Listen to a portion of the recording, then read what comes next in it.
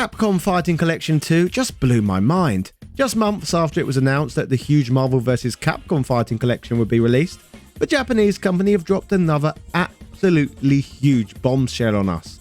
In an almost unbelievable turn of events, we have received news that 8 more of Capcom's most legendary fighting games will all be returning in the form of one compilation. From the Capcom vs. SNK games to the likes of Project Justice and even the Power Stone titles. This is a simply amazing turn of events. So with all of this said, join me today in this very special upload as we discuss every single game included that we can play. Hello ladies and gentlemen, Big Daddy Top Hat here. This is the astonishing Capcom Fighting Collection 2. Yeah. I don't know about you, but I'm incredibly excited to add the Marvel vs. Capcom collection to my collection, as well as the equally appetizing Capcom Fighting Collection 2. The compilation we will be covering everything from today. However, if you simply can't wait for this goodness and want a huge selection of sprite-based titles right now, then I highly recommend you check out the original Capcom Fighting Collection. That one features the Darkstalkers games, Cyberbots, Hyper Street Fighter 2, and even the never previously released at home Red Earth. Get the collection containing 10 games using my affiliate link for 80% cheaper than elsewhere, reducing the price to a ludicrously low $8.86. That works out only 88 cents per classic arcade game, so what a deal. If that's not for you though, and you want something more modern, you can get up to 90% off of thousands of other titles, and even a huge discount on Street Fighter 6 and the Season 2 DLC, giving you access to M. Bison and soon Terry Bogard. Happy shopping. Anyway, let's begin to discuss all of the 8 excellent offerings we can play in Capcom Fighting Collection 2. Yeah.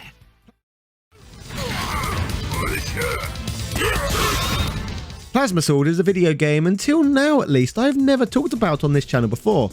This title, released in both the arcades and on the Sega Dreamcast, is a quirky 3D weapons-based fighter that was first available to play on the Sony ZN2 arcade hardware back in 1998, before arriving on Sega's powerful home console the following year. Plasma Sword is actually notable due to it being the direct sequel to the older Capcom fighting game known as Star Gladiator, a title that is historically significant for functioning as Capcom's first ever made-in-house fighting game featuring 3D polygonal graphics. With the developers and publisher only having experience with sprite-based fighters previously, it probably comes to you as no surprise whatsoever that Star Gladiator is rudimentary in places. The 1996 game, released on the ZN1 arcade hardware and the Sony PlayStation, was described by Next Generation as being a quirky, stylish game that is more subtle than obvious, with innovative gameplay and likable character design. They would also praise Star Gladiator due to the fact that the player had the ability to move, attack and defend in 3 dimensions, with intuitive and simple controls for executing the moves. GamePro approved of the game's graphical effects, unique combo system and characters, and deemed it a satisfying first foray into 3D for Capcom. However, due to its low frame rate, most are not exactly desperate today to go back to this one. Its sequel, the game we are focusing on now though, Plasma Sword, has aged far more gracefully. Carrying over many of the mechanics found in Star Gladiator, Plasma Sword delivers a far more refined experience. The cast of the original game return plus 14 new characters, even though 10 are just mirror images of returning ones. Stylistically at least, we have 24 fighters to choose from. Both the first game and this one features series protagonist Hayato Kanzaki, a rebellious young Japanese intergalactic bounty hunter. He roams the galaxy wielding a blazing plasma sword, fighting for survival while secretly caring for those he loves. Raised in a humble orphanage, he fiercely protects its children and his closest companions, June, Saturn and Gamoth. With a heart of gold masked by his rogue exterior, Hayato's unbreakable bond with his friends fuels his relentless battle against the sinister Bilstein and the tyrannical Fourth Empire. But lurking within him is a darker force, Black Hayato, an evil doppelganger born from a sinister microchip implanted by Bilstein himself. When the chip activates, Hayato loses control, becoming a terrifying, unstoppable force that attacks both friends and foe alike. If this all sounds familiar, then your suspicions regarding what this franchise was based on is correct. According to former Capcom community manager Seth Killian, the original Star Gladiator was not just based on Star Wars.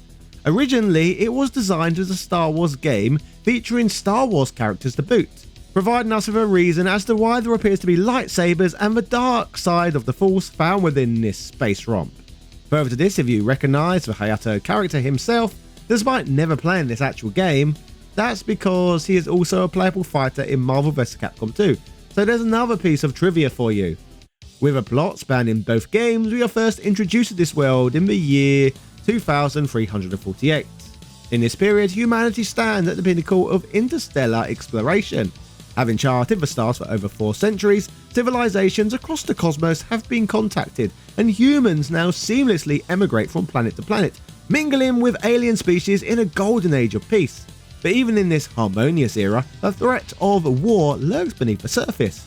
Tensions arise as a few alien races pushing the Earth Federation to develop an extraordinary new defense. Enter Dr. Edward Bilstein, a brilliant Nobel Peace Prize winning physicist. His groundbreaking discovery of a new energy source, one that taps into the very power of the human mind, promises to change everything. Bilstein calls this energy plasma power, a force that can revolutionize both science and warfare. Using this remarkable energy, Bilstein designs a plasma-powered weapon capable of defending Earth from any outside threat. You know, basically, the Death Star. His invention brings him instant fame and fortune, but hidden beneath his success is a dark truth. In his obsession with unlocking the secrets of plasma power, Bilstein conducted horrifying experiments on human subjects.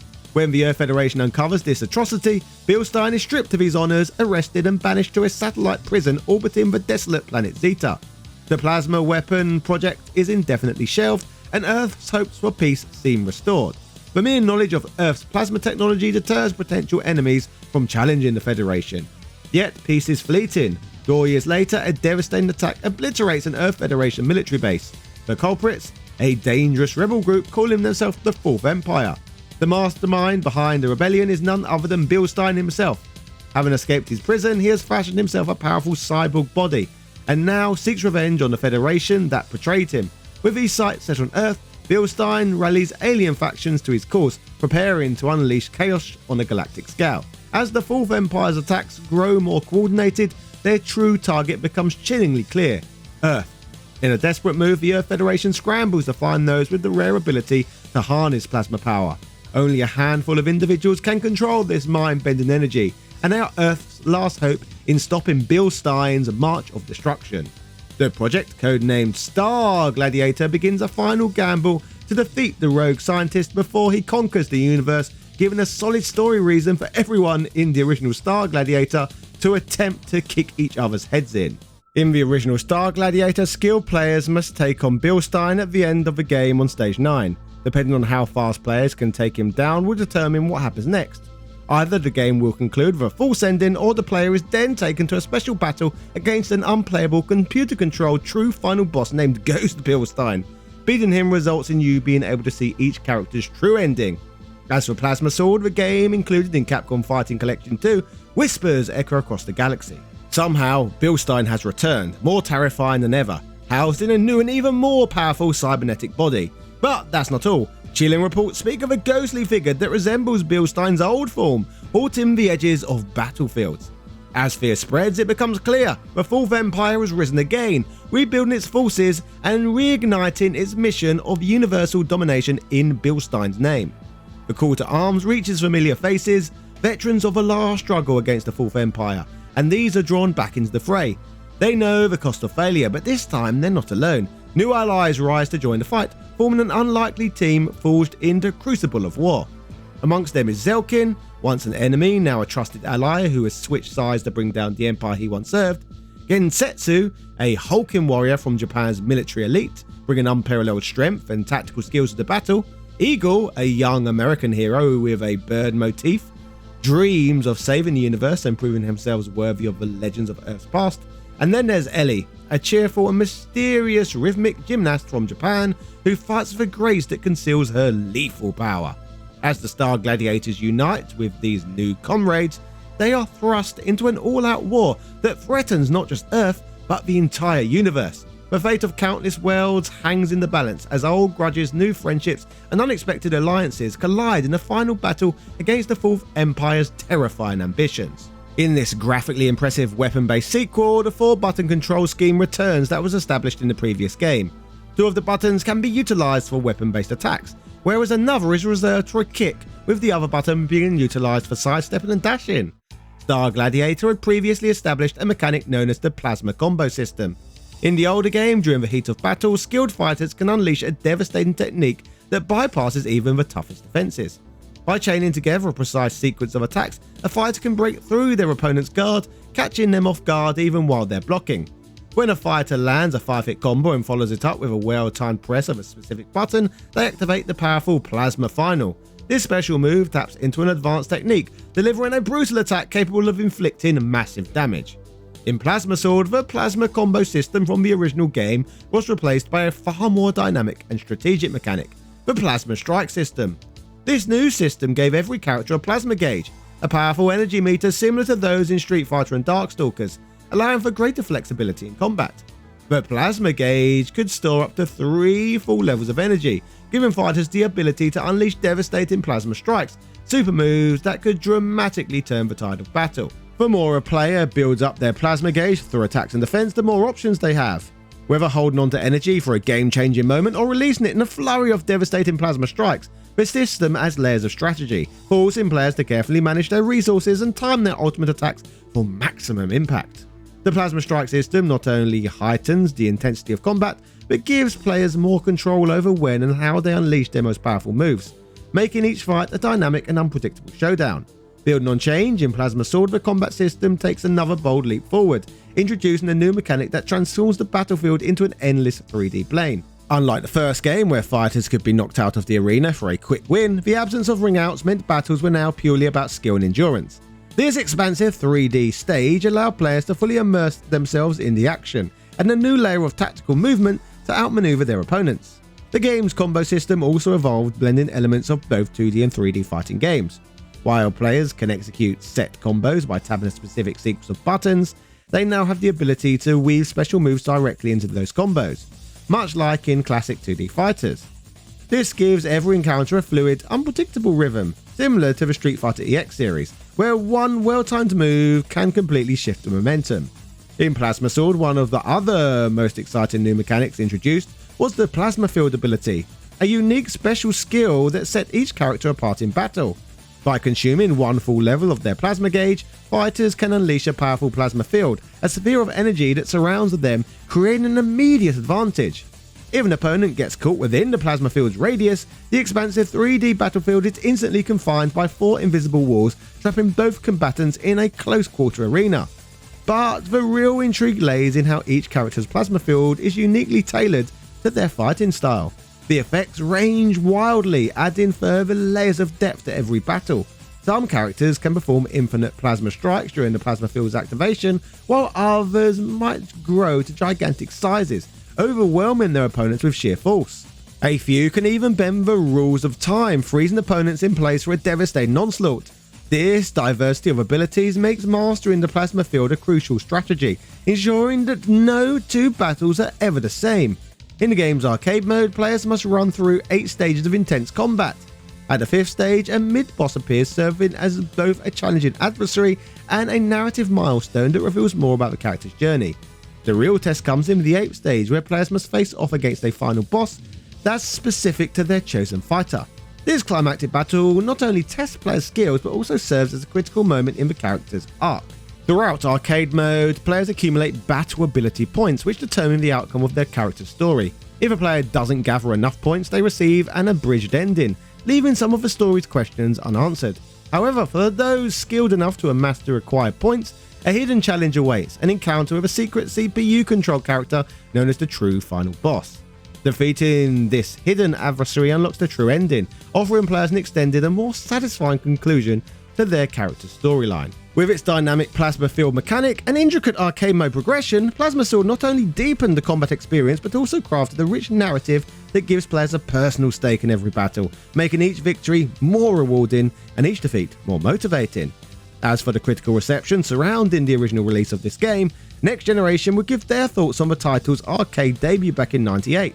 They would comment that Capcom has taken few, if any, big steps forward with Plasma Sword, but the fighting game giant has managed to round out and deepen the gameplay essentials of its growing 3D library.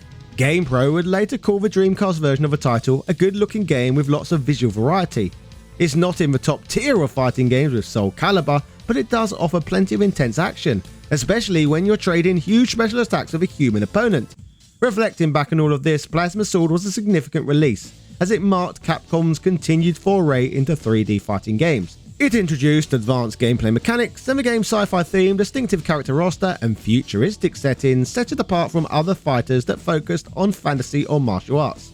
Praised for its smooth transition to home consoles, it became a standout title on the Dreamcast, further cementing Capcom's reputation in the fighting game arena. But of course, we have so much more of Capcom's legacy to cover today, so on with the video. The fantastical year that was 1998. In this glorious period, Capcom had just released one of their most polished fighting games yet, Street Fighter Alpha 3, the apex of the Alpha series and a video game that included the most expansive Street Fighter roster as of yet. As for their fellow competitor and arcade giant SNK, they had recently released the fighting game The King of Fighters 98 for both the Neo Geo arcade and home consoles. King of Fighters 98 and Street Fighter Alpha 3 were both critical successes, and for many years, particularly in South America and Asia, fans debated which offering from the two franchises was better. However, with SNK and Capcom being direct rivals within both the fighting game and arcade market, the chances of seeing the characters from these two ever face off seemed slim, but that didn't stop seeds from being planted over this period. You see, Street Fighter Alpha 3 and King of Fighters 98 would be covered by several gaming publications, obviously even in the same magazines due to being released around the same time. A magazine known as Arcadia would be one of these publications, and since they were covering both games in the same issue, the typical clickbait style decision was made to smack King of Fighters vs Street Fighter across their bloody magazine's front cover.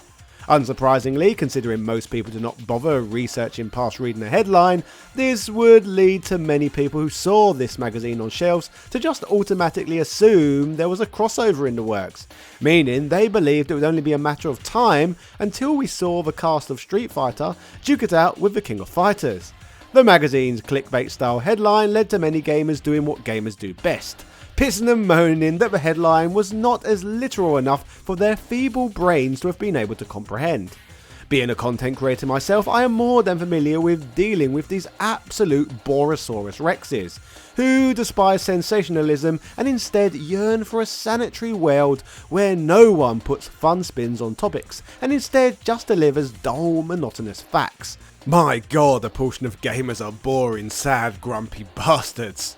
This general uproar within the magazine's metaphorical comment section resulted in many readers voicing their annoyance at the publication, but regardless of the reason behind this unnecessary outrage, some say that this racket and noise grabbed the attention of both Capcom and SNK, which would supposedly result in getting the ball rolling with the real Capcom vs SNK games that would eventually surface. Years later, in a 2021 interview with Polygon, we would get to learn more about how this crossover came together, with Takashi Nishiyama playing a pivotal role in this process. What's significant about Nishiyama is that he had previously played a crucial role in pioneering fighting games and pushing them forward, working for both companies. First, he created the original Street Fighter game, working for Capcom in 1987, then later Fatal Fury for SNK in 1991. The game starring Terry Bogard that can be seen as Street Fighter's spiritual successor. Noritaka Funamizu, who was the general producer at Capcom Japan, notes that Nishiyama, the then head of development at SNK, had dinner with Capcom's head of development, Yoshiki Okamoto, with the two suggesting to each other they try and have a crossover game made. Nishiyama himself adds, "We talked about putting the past behind us, and the idea came up of combining our forces and using each of our company's characters in a collaborative project." And Okamoto thought that the idea was very interesting. So I told Okamoto to convince Tuchimoto to make that happen. I would convince Karasaki to make it happen. Toyohisa Tanabe, a pixel art supervisor at SNK at the time, adds, "At the time, it's not as if SNK and Capcom never talked to each other or anything, but I had the impression that there was some bad blood between the two. When I heard Capcom and SNK would be collaborating, it felt like, spring is here, like there was a thawing in relations between the two companies. For me personally, it previously felt kind of difficult to approach people at Capcom, but thanks to that collaboration, I got to know the people there. Our relationships improved and we would go out drinking together and stuff. We used to do these Capcom vs SNK drinking parties together." Tanabe also notes that he doesn't know if this is something he should be saying, but coincidentally, 2 years before Capcom vs SNK came out, they made King of Fighters 98, and actually had a little bit of time after they finished development. So the team ended up making a build of the game with Ryu and Ken in it. He builds on this by saying, "This isn't something that a lot of people know, but I was playing as Ryu and Ken in King of Fighters 98. We did this on the development hardware, so of course it was never on a physical cartridge." The two companies initially signed an agreement so that Capcom could make a Capcom vs SNK fighting game, and SNK could make a crossover card game to help push for SNK's new handheld, the Neo Geo Pocket. The deal struck would entail that the distributing company would gain all of the profits from the game they had published, and not the company that licensed the characters for use, basically meaning that Capcom would take all of the money from the game they made, and SNK would receive the whole pot from the game they made. While there would end up being a plethora of crossover games between the two companies, let's focus on the first of these made by Capcom. Capcom vs SNK Millennium Fight 2000 would first arrive in arcades in Japan on the 13th of August in the year 2000.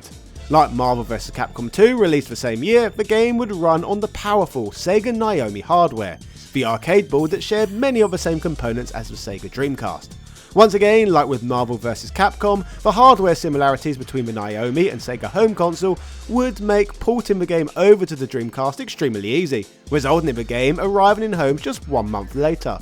Speaking of this historic game, we may as well check out its epic introductory sequence that was designed to instantly deliver hype. So let's have a quick look.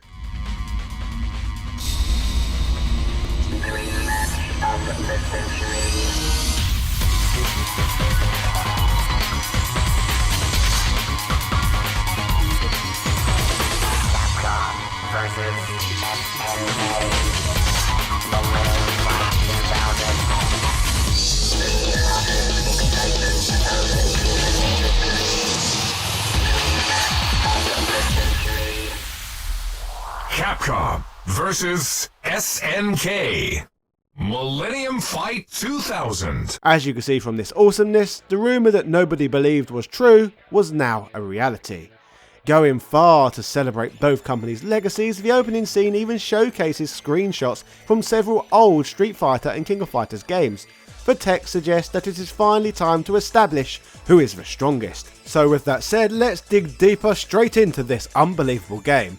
Rather than arriving instantly at a player select screen when starting the game, you're instead asked to select a groove with two choices, either Capcom or SNK. The two grooves are essentially two different gameplay systems, which we shall discuss more about shortly. From there, you then reach the character select screen where you pick fighters, followed by a choice between playing at either a normal or turbo play speed. Now, more excitingly, let's talk about the game's roster. The game features a tantalising 33 different playable characters, with 28 of these being available from the beginning, and the others featuring as unlockables. As expected, the game presents an even split of both characters from the Capcom universe with those from the SNK universe. Interestingly, and perhaps even disappointingly aesthetically, the roster is not as diverse as, say, Marvel vs Capcom 2, and as a result there are far fewer cutesy and zany characters present. No Mega Man, Roll or Amigos here, but I guess this does at least set a more serious tone. Speaking of the roster, it is worth noting that regarding Capcom's offerings, nearly every fighter is just from the Street Fighter franchise. Morrigan is the only exception to this, with her featuring as the lone non-Street Fighter Capcom character. On the SNK side of things, the roster would mix characters up from King of Fighters, Fatal Fury, The Art of Fighting, and even Samurai Showdown, leading to a little more diversity in terms of the franchises representing SNK, with most of the characters looking like they mean serious business. Compared to Marvel vs Capcom, this game was no laughing matter. I guess Capcom's face-off with comic book superheroes and villains was just a rough and tumble, but against fellow fighting game characters from another company, this was war. Regarding the game's fighting mechanics, let us start by talking about the two grooves we mentioned earlier. The Capcom Groove is a gameplay system taken straight from the Street Fighter Alpha series, which basically consists of filling the 3-level combo gauge to perform more powerful special moves. The SNK Groove, on the other hand, consists of manually charging up the meter by holding down those heavy attack buttons to perform super moves. In addition to this, the SNK Groove also features something known as Desperation Mode, which gives a fighter an advantage when their life is nearly depleted. In terms of the gameplay mechanics, this title introduces more than just a groove system though. The game also entails what's known as the ratio system, resulting in every character being split into 4 groups. The 4 groups are all based on strength, with ratio 1 characters being the weakest, with ratio 4 characters being at the top of the food chain. This means that when commencing a match or an entire playthrough, you must select a team, but the combined team's ratio must equal no higher than 4. For example, you could pick a team of multiple ratio 1 characters or pick one character from ratio 4, the choice is yours. In terms of how the characters will split into these 4 groups, ratio 2 appears to be more popular characters than that of those ratio 1, ratio 3 appears to be characters who were bosses in previous games, and ratio 4 seems to be more powerful hidden fighters such as Akuma and evil Ryu for example. To state the obvious, fights are won in this game when all the fighters on an opposing team have been knocked out. As expected, the sizes of the teams vary depending on which ratio group fighters have been chosen from.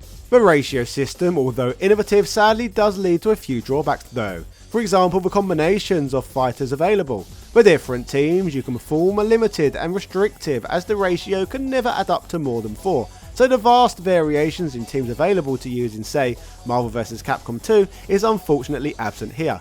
The other drawback is a character is only as powerful as that of the person that happens to be controlling them, so calling the ratio 4 characters the most powerful is subjective. Really, in most cases you probably have a better chance of winning most fights with 4 ratio 1 characters, rather than just 1 ratio 4, as although the ratio 1 characters deal less damage with regular attacks, their specials and combo abilities can be very effective. Hence, strength in numbers often seems to be the winning formula here. However, these issues can be somewhat rectified later in the game when you unlock the ability to edit character ratios in versus mode, opening up a lot more choices and the ability to create more tailored teams. In terms of the game's visuals, personally I think they look pretty fantastic. The matches take place in glorious 2D, with most of the Capcom fighters appearing to have been plucked from the Street Fighter Alpha series, with the SNK ones all being drawn in Capcom style from scratch. A strong case could be made that the SNK lineup of characters, redrawn in the Street Fighter art style, arguably makes them look even better than ever before.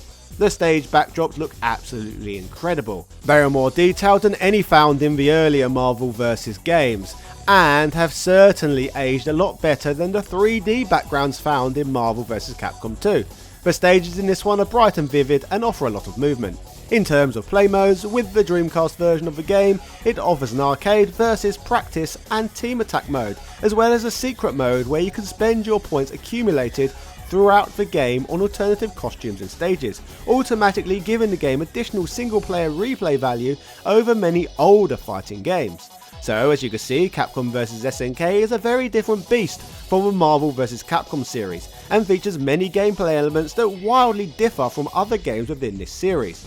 With that said, I guess it is time to go back and look at how this game was received by journalists of the period.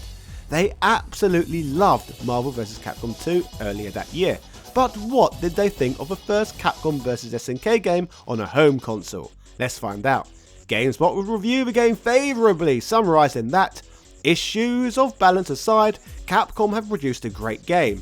Though the SNK characters' repertoires of moves had to be simplified to fit into the Capcom scheme, what remains of them works quite well in the present context. Fans of either series would do well to check the game out, as it needn't be reiterated how tempting fights between the characters of these rival companies are to watch unfold, let alone have an active hand in. The video game critic would add to this with the following: the graphics here are stellar, and the backgrounds are the best I've seen in any fighter, hands down. Many of the stages have interesting intro sequences as well, and the excellent music is also worth noting. Gaming Target would pile the praise on by stating, if there was only one fighting game to get for the rest of the year, surely this is it. It may have its share of slight problems, but the stupendous gameplay is just too good to pass up. IGN loved the game too and would round their write-up with, Capcom vs SNK shouldn't be measured by what it isn't, but instead by what it is. A slightly flawed, if not terrific fusion of some of the best fighting games that ever graced our consoles. Capcom vs SNK stands tall as one of the single greatest Dreamcast games ever released. So, there you have it, ladies and gentlemen. The game was popular with critics despite the game's minor flaws. When it comes to Capcom though, you know just one single iteration of a game is never enough. So as a result, Capcom vs SNK will be back in the following year with a new iteration of the same game. This update would be known as Capcom vs SNK Pro. So let's look at what this version was all about. The game introduced two new characters, Joe Higashi from Fatal Fury and Dan Hibiki from the Street Fighter Alpha series. On top of this, existing characters would be given new moves and new play modes were introduced. But was it worth releasing this update to the game just 1 year after the last version? Well, Pro was eventually released on two different home consoles, the first of which was the Sega Dreamcast, and the Dreamcast version of the game was released exclusively in Japan. Which one would probably put down to the slow death of the Dreamcast in North America. The game remains essentially the same as its predecessor, with very few tweaks here and there. GameSpot would cover this Japanese exclusive, praising the game for many of the same reasons they did the previous year. However, they would also state that, if you already have a first game and have played it long enough to unlock many of its secrets, you'll find that picking up an import copy of Millennium Fight Pro amounts to nothing more than paying full price with two characters, and that just isn't worth it. Going away from the Dreamcast, the existence of Capcom vs SNK Pro would lead to the game being released on the Sony PlayStation. But let us keep in mind that Capcom vs SNK was designed to run on the Sega Naomi, so how well could the much weaker Sony PlayStation do when it came to handling the game? Especially when the system had never been good when running 2D sprite-based titles anyway. Well, Capcom vs SNK Pro is decent for a PlayStation title, but it pales in comparison to its Dreamcast counterpart. The colour palette looks washed out and the sprites look less vibrant. Cuts were also made to both the character and background animations, making movement less fluid. Still, apart from those differences, the game is not as hindered as the Marvel vs Capcom series on the platform. IGN would cover the PlayStation version of the game, stating, there hasn't been a PS1 fighter this good since Alpha 3. Dreamcast vets, however, may want to stay away, as there's nothing here to entice those folks to go downgrade. Even still, Capcom vs SNK is a great slugger and deserves our wholehearted recommendation for new and uninitiated alike. GameSpot, on the other hand, would be a little less favourable with their version, stating Capcom vs SNK Pro for the PlayStation is about as good a port as it could be, all things considered. However, there are a lot of things to consider. The game is on the aged PlayStation hardware, has some pretty substantial load times, doesn't play very well with the standard DualShock controller, and thanks to its lower graphical resolution, it tends to have less detailed backgrounds and ugly special effects. It's also a port of a game that came out 2 years ago. So that about rounds off all of the different versions of Capcom vs SNK Millennium Fight 2000. The game's first version on the Naomi and Dreamcast was a beautiful little title to offer the play experience largely different from Marvel vs Capcom 2, which launched the same year. Although the ratio system was flawed in places, it was interesting to see Capcom try something new with their tried and tested fighting game genre.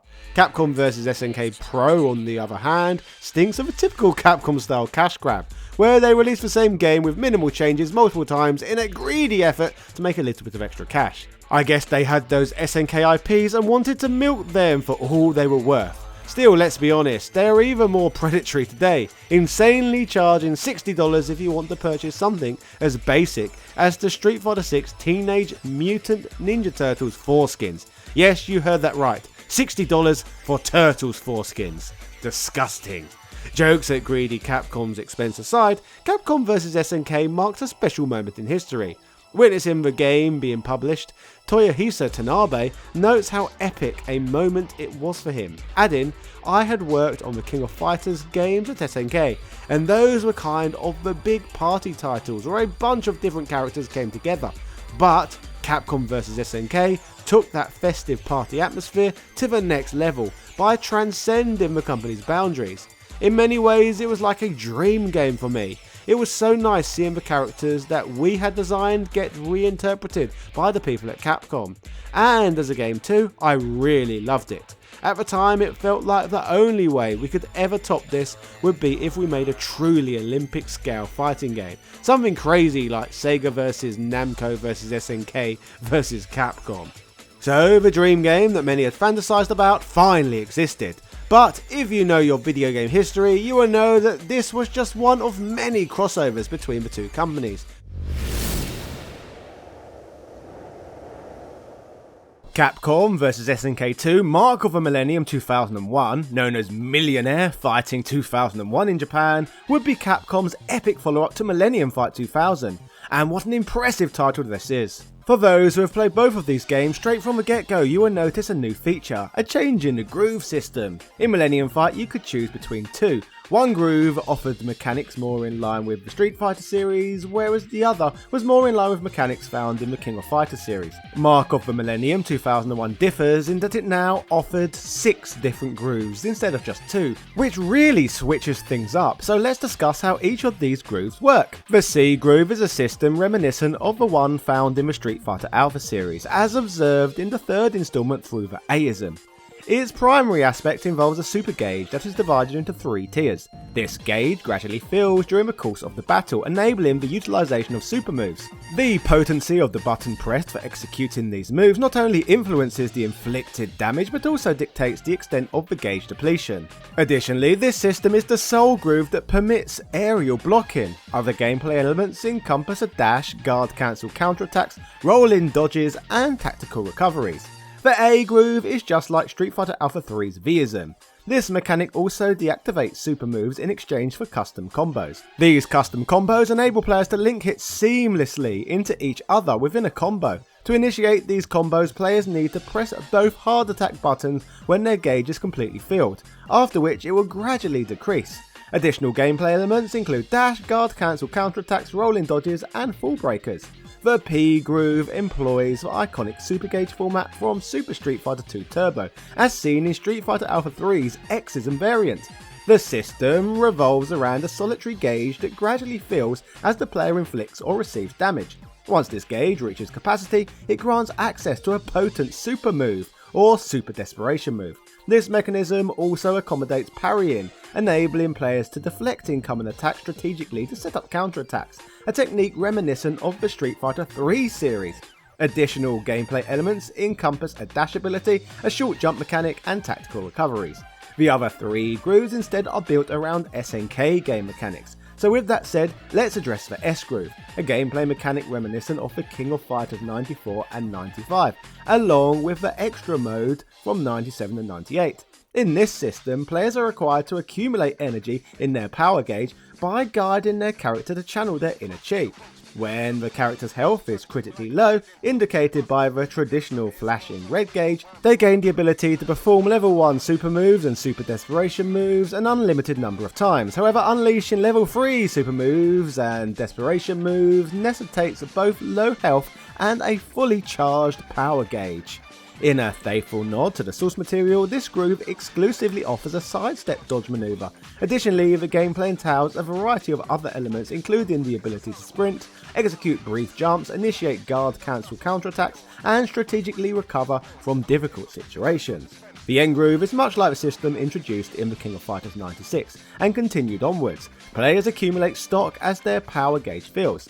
These stocks can be expended in various ways, including executing super moves or super desperation moves, obtaining temporary boosts to attack and defense, or performing a guard cancel for evasive maneuvers. Additional gameplay elements include mechanics like running, short jumping, counter-attacking with guard cancel moves, executing rolling dodges, and initiating full breakers. Finally, we have the K groove, a gameplay system reminiscent of the Samurai Showdown series, featuring a power bar that gradually fills as the character sustains damage. Upon reaching maximum capacity indicated by the blazing Akari Rage emblem, the character's appearance will shift to a crimson hue and the gauge will commence gradual depletion. However, this state empowers the character's attacks, infusing them with heightened potency. Furthermore, the character gains the capability to execute level 3 supers during their interval, which persists until the gauge empties and the character's visual presentation reverts to its original state. This particular style of gameplay also incorporates the Just Defend mechanic inspired by Garu Mark of the Wolves. Notable additional gameplay attributes encompass a dashing maneuver, abbreviated jumping techniques, and the ability to counteract falls in a nimble manner. All these grooves present a huge number of options to experiment with, instantly making Capcom vs SNK 2 one of the most rich and diverse fighting games around, and this is of course only just scratching the surface of what this game brings to the table. Another substantial change from its predecessor, and an element that many fans would love with this one, was the return of a traditional 6-button control scheme. Something that had been absent in both the first Capcom vs SNK game and Marvel vs Capcom 2 as well, a popular choice indeed, particularly amongst fighting game diehards.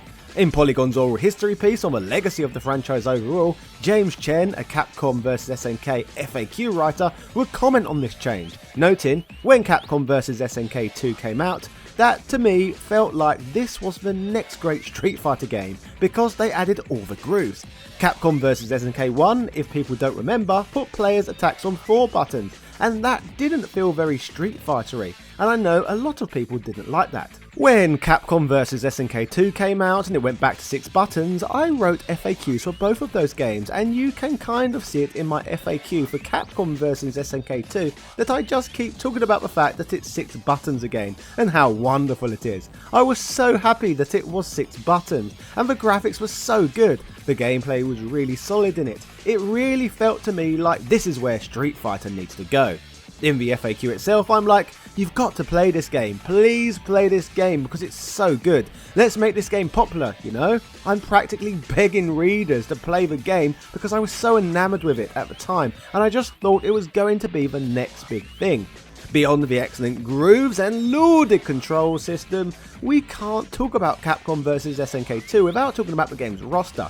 The character select screen offers up a huge selection of 48 fighters to choose from, which was way more than the game that came before it. The game once again utilises the power of the Sega Naomi arcade board, with the meat and potatoes of this game expectedly consisting of the player selecting a team of fighters from various Capcom and SNK games. They must fight each other's teams, winning battles by defeating all the opponents from the opposing team. Some elements included in the previous game make a return, but many are tweaked, including the ratio system. The first game allowed you to build a team based on certain characters' in-game power levels, which could total up to no more than 4. For example, you could build a team of 4 level 1 characters, have a team of 2 level 2 characters, or fight with 1 level 4 character. You were all good as long as the number added up to 4. Regarding the ratios in the game's sequel, teams this time can consist of no more than a maximum of 3 fighters, which I guess makes a lot of sense, as the previous game gave a player an advantage who selected 4 level 1 characters over other combination teams. The old ratio concept in the previous game was a nice idea in theory, but it didn't deliver the most balanced experience. As mentioned earlier, this game contains 48 different fighters, which is a marked improvement over the number included in the previous game. The awesome decision would be made for this game to include fighters from a much broader range of different fighting games than what was offered up prior. As on the Capcom side of things, before for example we only had Street Fighter 2 characters and Morrigan. On the Capcom side of things this time, the roster would include for example Kyosuke from the Rival Schools franchise and Relento from Final Fight. However, to be fair, Relento did also appear within the Alpha series. Final Fight waifu Maki would also make her way over, and Eagle from the first ever Street Fighter game. Yun from Street Fighter 3 would also be the sole representative from the Street Fighter 3 games, which tells you all you need to know about what Capcom thought of that installment in the series at the time.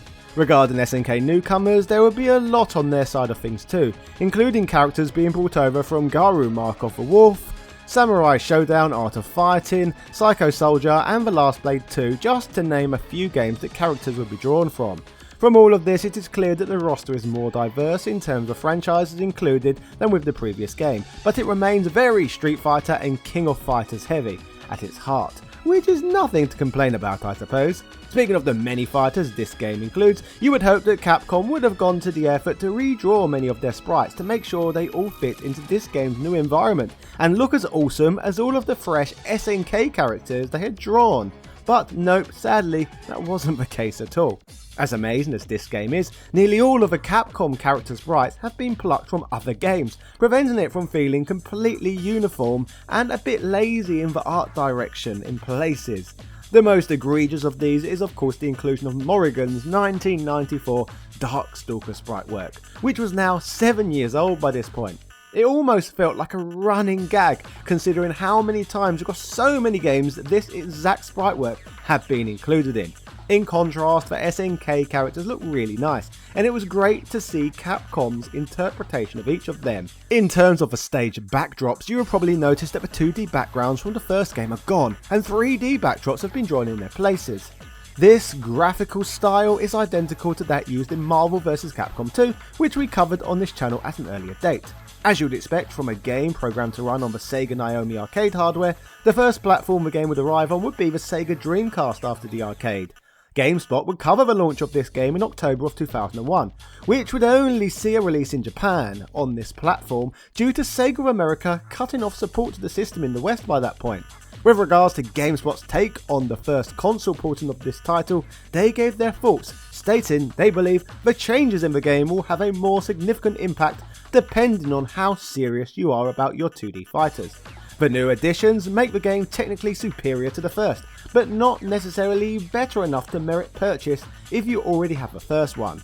GameSpot would go on to criticise the game's 6-button controls, stating they were not suitable for a Dreamcast pad, whilst praising the game's groove system, allowing the player a lot of customisable options.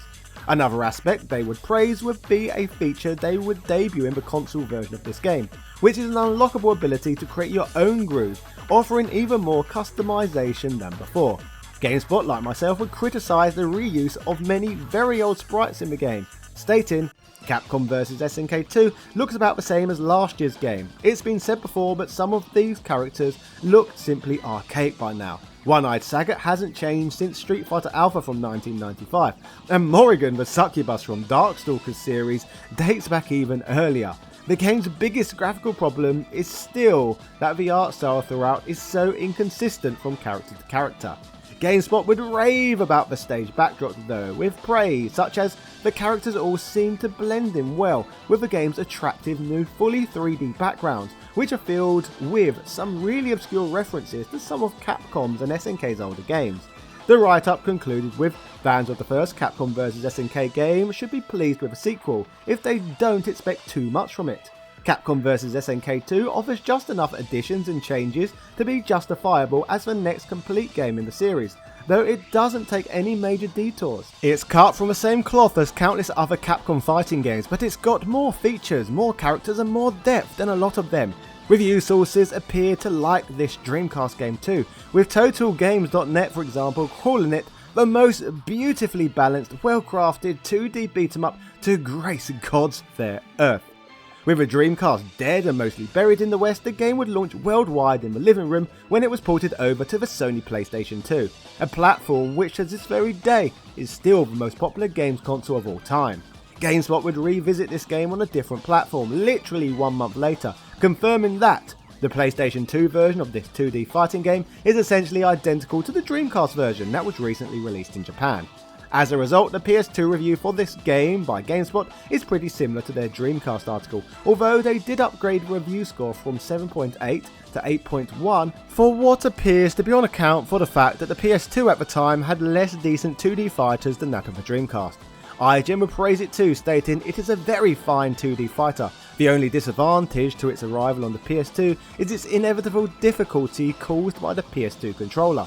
Past this point, the game would arrive on both the original Xbox and the Nintendo GameCube, meaning that the game had appeared across all 4 major consoles that generation. In fact, correct me if I'm wrong, but I believe this was the first Capcom fighting game to appear on a Nintendo console since Street Fighter Alpha 2 on the Super Nintendo, so it had been a while for the big N. The ports of these systems were tweaked from the PS2 and the Dreamcast versions, and as a result the game was released as Capcom vs SNK 2 EO, with the EO standing for Easy Operation. Easy Operation referred to a change in control mechanics that allowed the player to perform special attacks by simply moving the right analog stick in a certain direction. All the home console versions of the game include some bonus characters, such as Evil Ryu, Shin Akuma, and Ultimate Rugal for example. All of these characters are powered up versions of existing fighters within the arcade game. The GameCube version of the game contains a new groove known as the GCC groove, which has simplified controls for the GameCube's inferior controller that is, in my opinion, less suitable for fighting games. And yes, Smash Bros doesn't count. The Xbox version of the game would include online play for up to 2 players via the use of the Xbox Live service. As expected from a 2D game, which as you would gather would be fairly simple to run on the 4 consoles the game was ported to, the game is virtually identical across all 4 systems with only minor differences. Despite this, the GameCube version of the game would receive lower scores than other platforms due to the console's poor native controller, which was not designed paying any thought into how traditional fighting games would handle on the platform. In Polygon's oral history piece on Capcom vs SNK, former Capcom community manager Seth Killian would comment on this amazing game, stating, "Capcom vs SNK 1 was not a bad game, but its slow, low-stakes style created a black hole where hype went to die. Capcom vs SNK 2 felt like a game that said yes to pretty much every dumb idea that designers suggested and yet somehow made it all work. It was simultaneously traditional and wild, a return to classic 2D Street Fighter style combat, but with a huge roster, the widest and wildest system mechanics in Capcom history, plus the chance to mix them all to taste. A return to the Capcom style 6-button controls added an essential dose of extra moves. The match flow got tightened up, limiting players to 3 characters per team, but the system mechanics went bananas, offering players a choice of 6 entirely different flavours for each of their favourite characters. Grooves didn't just swap super moves, they changed everything, from defensive options on down to core movement mechanics. Combine that amount of choice with 48 characters and you've got a huge space for players to experiment and explore. Personally, I don't think you could provide a better description than that explaining why this game is now so beloved. Capcom vs SNK 2 easily sits at the top of the pile as one of the greatest sprite-based fighting games ever, and it is no wonder really why so many are so fond of this one, continuing to yearn for a modern sequel.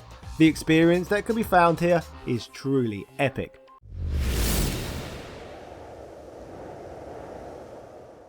$1999 was an interesting time period in gaming, offering a distinctive and unparalleled experience for console enthusiasts.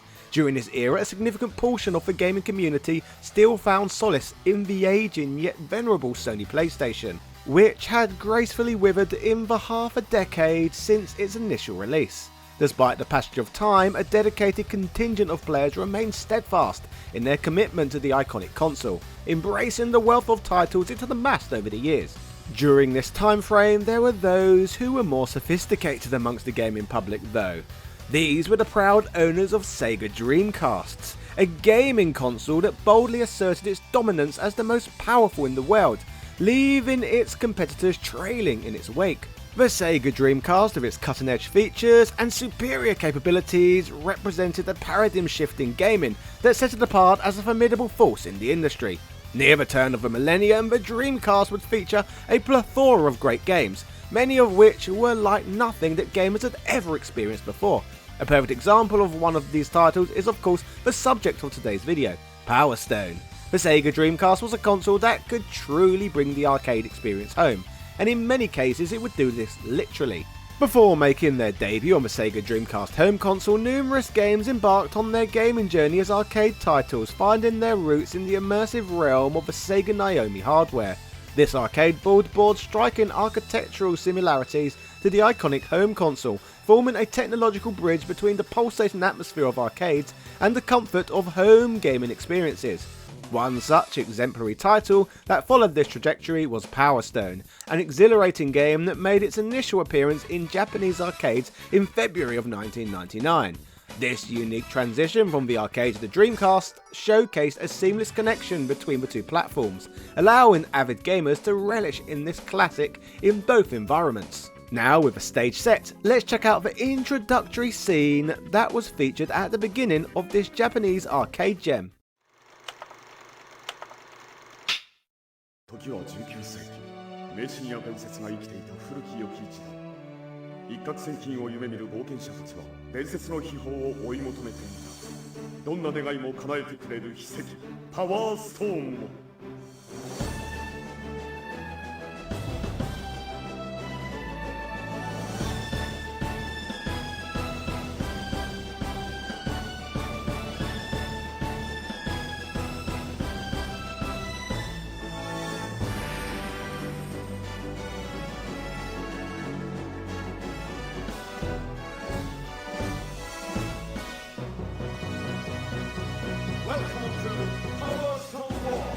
To be fair, the intro reveals little about the game outside of a brief synopsis of the story and a look at the colourful lineup of characters the game contains. Past this point, a preview of the game can be seen for those who are yet to insert the coin, so let's delve deeper into this amazing title.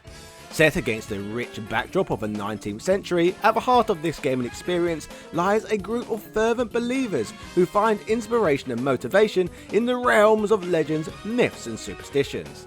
Their collective zeal propels them on a quest for fame, glory and above all the pursuit of a legendary treasure that is rumoured to have the power to fulfil any conceivable dream.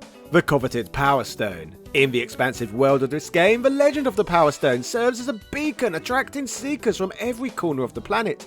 These believers, consumed by the allure of the Power Stone, engage in an obsessive and often tumultuous quest, igniting fires and sparking intense punch-ups as they individually strive to lay claim to this mythical grail. As one immerses themselves in this tale, we will encounter a player select screen, a gateway to a roster of 10 distinct heroes, each with their own unique attributes, skills and backstory. Once you choose a character, the game propels you into a world of dynamic battles, pitting you against a diverse cast of characters, also vying for control of the elusive Power Stones. The battles unfold in a manner reminiscent of traditional fighting games, yet with a groundbreaking twist. These confrontations transpire in fully realised three-dimensional environments. This departure from the conventional confines of two-dimensional fighting games introduces a refreshing and immersive dimension to the gaming experience. The arenas for these one-on-one duels are scattered across various locations around the globe, providing a visually stunning backdrop to the intense clashes between characters. The three-dimensional environments not only alter the tactical considerations for players, but also elevate the overall gaming experience, inviting strategic maneuvering and dynamic interactions rarely previously explored in the fighting game genre. In the multifaceted realm of this captivating game, characters wield a diverse arsenal of combat techniques, seamlessly blending flurries of punches and kicks with an array of special attacks. However, the battlefield is not limited to mere hand-to-hand combat, as characters can elevate their strategic prowess by wielding various objects as weapons. Tables, chairs, rocks and even bombs become tools of engagement, introducing an element of unpredictability and chaos to the dynamic fight that unfolds. Amidst the chaos, the coveted Power Stones make their appearance, resembling radiant gems in an array of captivating colours. These mystical artifacts hold the key to unlocking heightened abilities, adding extra depth to the gameplay.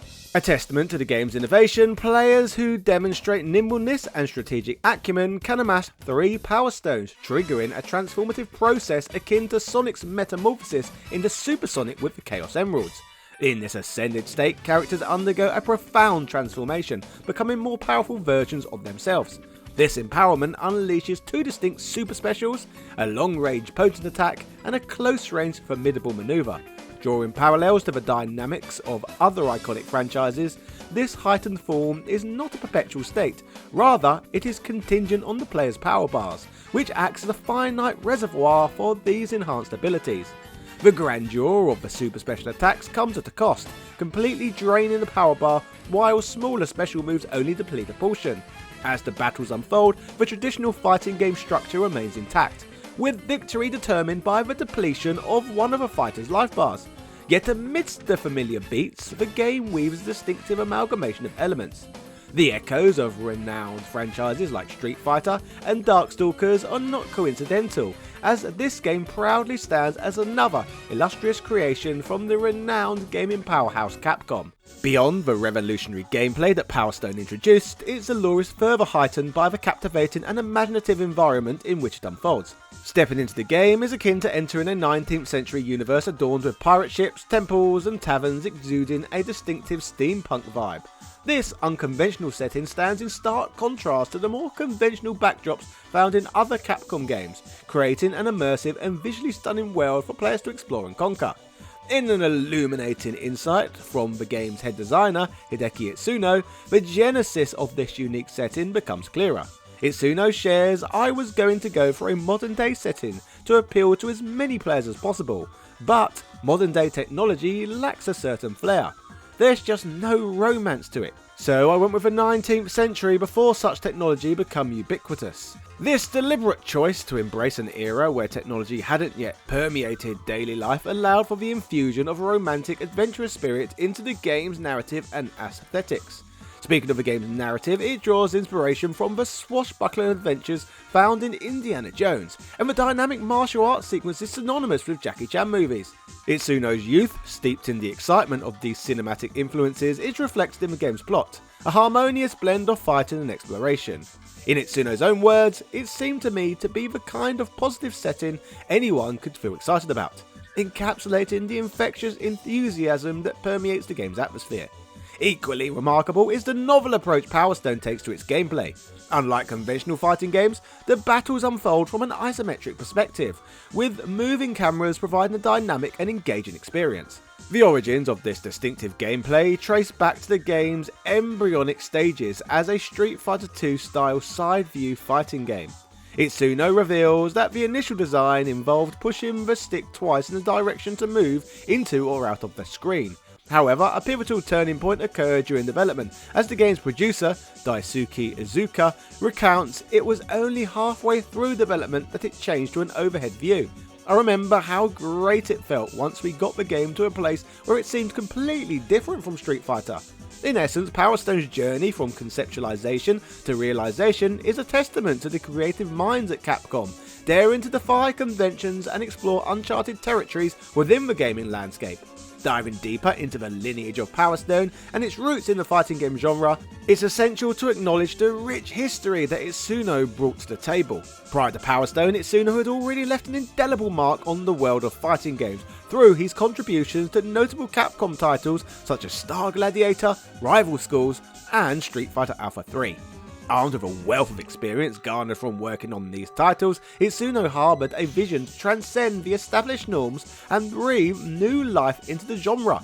His goal was clear: to innovate and deliver an experience that would captivate not only the dedicated fighting game community, but also resonate with a broader audience. Drawing on the lessons learned from crafting other games, Itsuno aimed to preserve the satisfying gameplay dynamic of 2D fighters while introducing the freedom of movement inherent in a three-dimensional space. In a candid revelation, Itsuno shared his insights, stating, "One of my aims with Power Stone was to bring my experience to something that would be well received by players other than just hardcore fighting fans." This is a poignant reflection on the state of the fighting game landscape at that time. The genre had become increasingly niche, with titles like Street Fighter III and its revisions struggling commercially. Even the sequel to Rival Schools, titled Project Justice, faced challenges in finding its audience. Such titles, with their intricate mechanics and steep learning curves, further alienated the broader audience. Power Stone, with its innovative approach and accessibility, sought to bridge this gap and appeal to a wider demographic. Looking back at the late 90s, it marked a transformative period for fighting games. While the genre faced challenges, it eventually experienced a resurgence in the late 2000s. It's interesting to note, though, that such a resurgence was partially fueled by a shift towards simplified controls, as seen in games like Marvel vs. Capcom 3 and Tatsunoko vs. Capcom. And even more recently, Street Fighter VI came with the option of even more basic controls. These changes were introduced to make fighting games more accessible to casual players, overturning the stigma that had developed around the genre. But the forward-thinking Power Stone was made with the casual audience in mind before other Capcom fighters. In essence, Power Stone occupies a unique space in the timeline of fighting games, a transitional phase where innovation and accessibility became paramount. Power Stone, under Itsuno's creative guidance, embraced a revolutionary concept: simplicity without sacrificing depth. Unlike traditional fighting games that often require an intricate understanding of complex movesets, Itsuno designed a game with the premise that players could effectively navigate the battles by mastering just 3 fundamental moves: a punch, a kick, and a jump. But on top of these basic attacks, a distinguishing feature that set Power Stone apart was its dynamic utilization of weapons scattered throughout the stages. Itsuno envisioned a gameplay dynamic where players could inflict substantial damage by seizing and effectively deploying these weapons.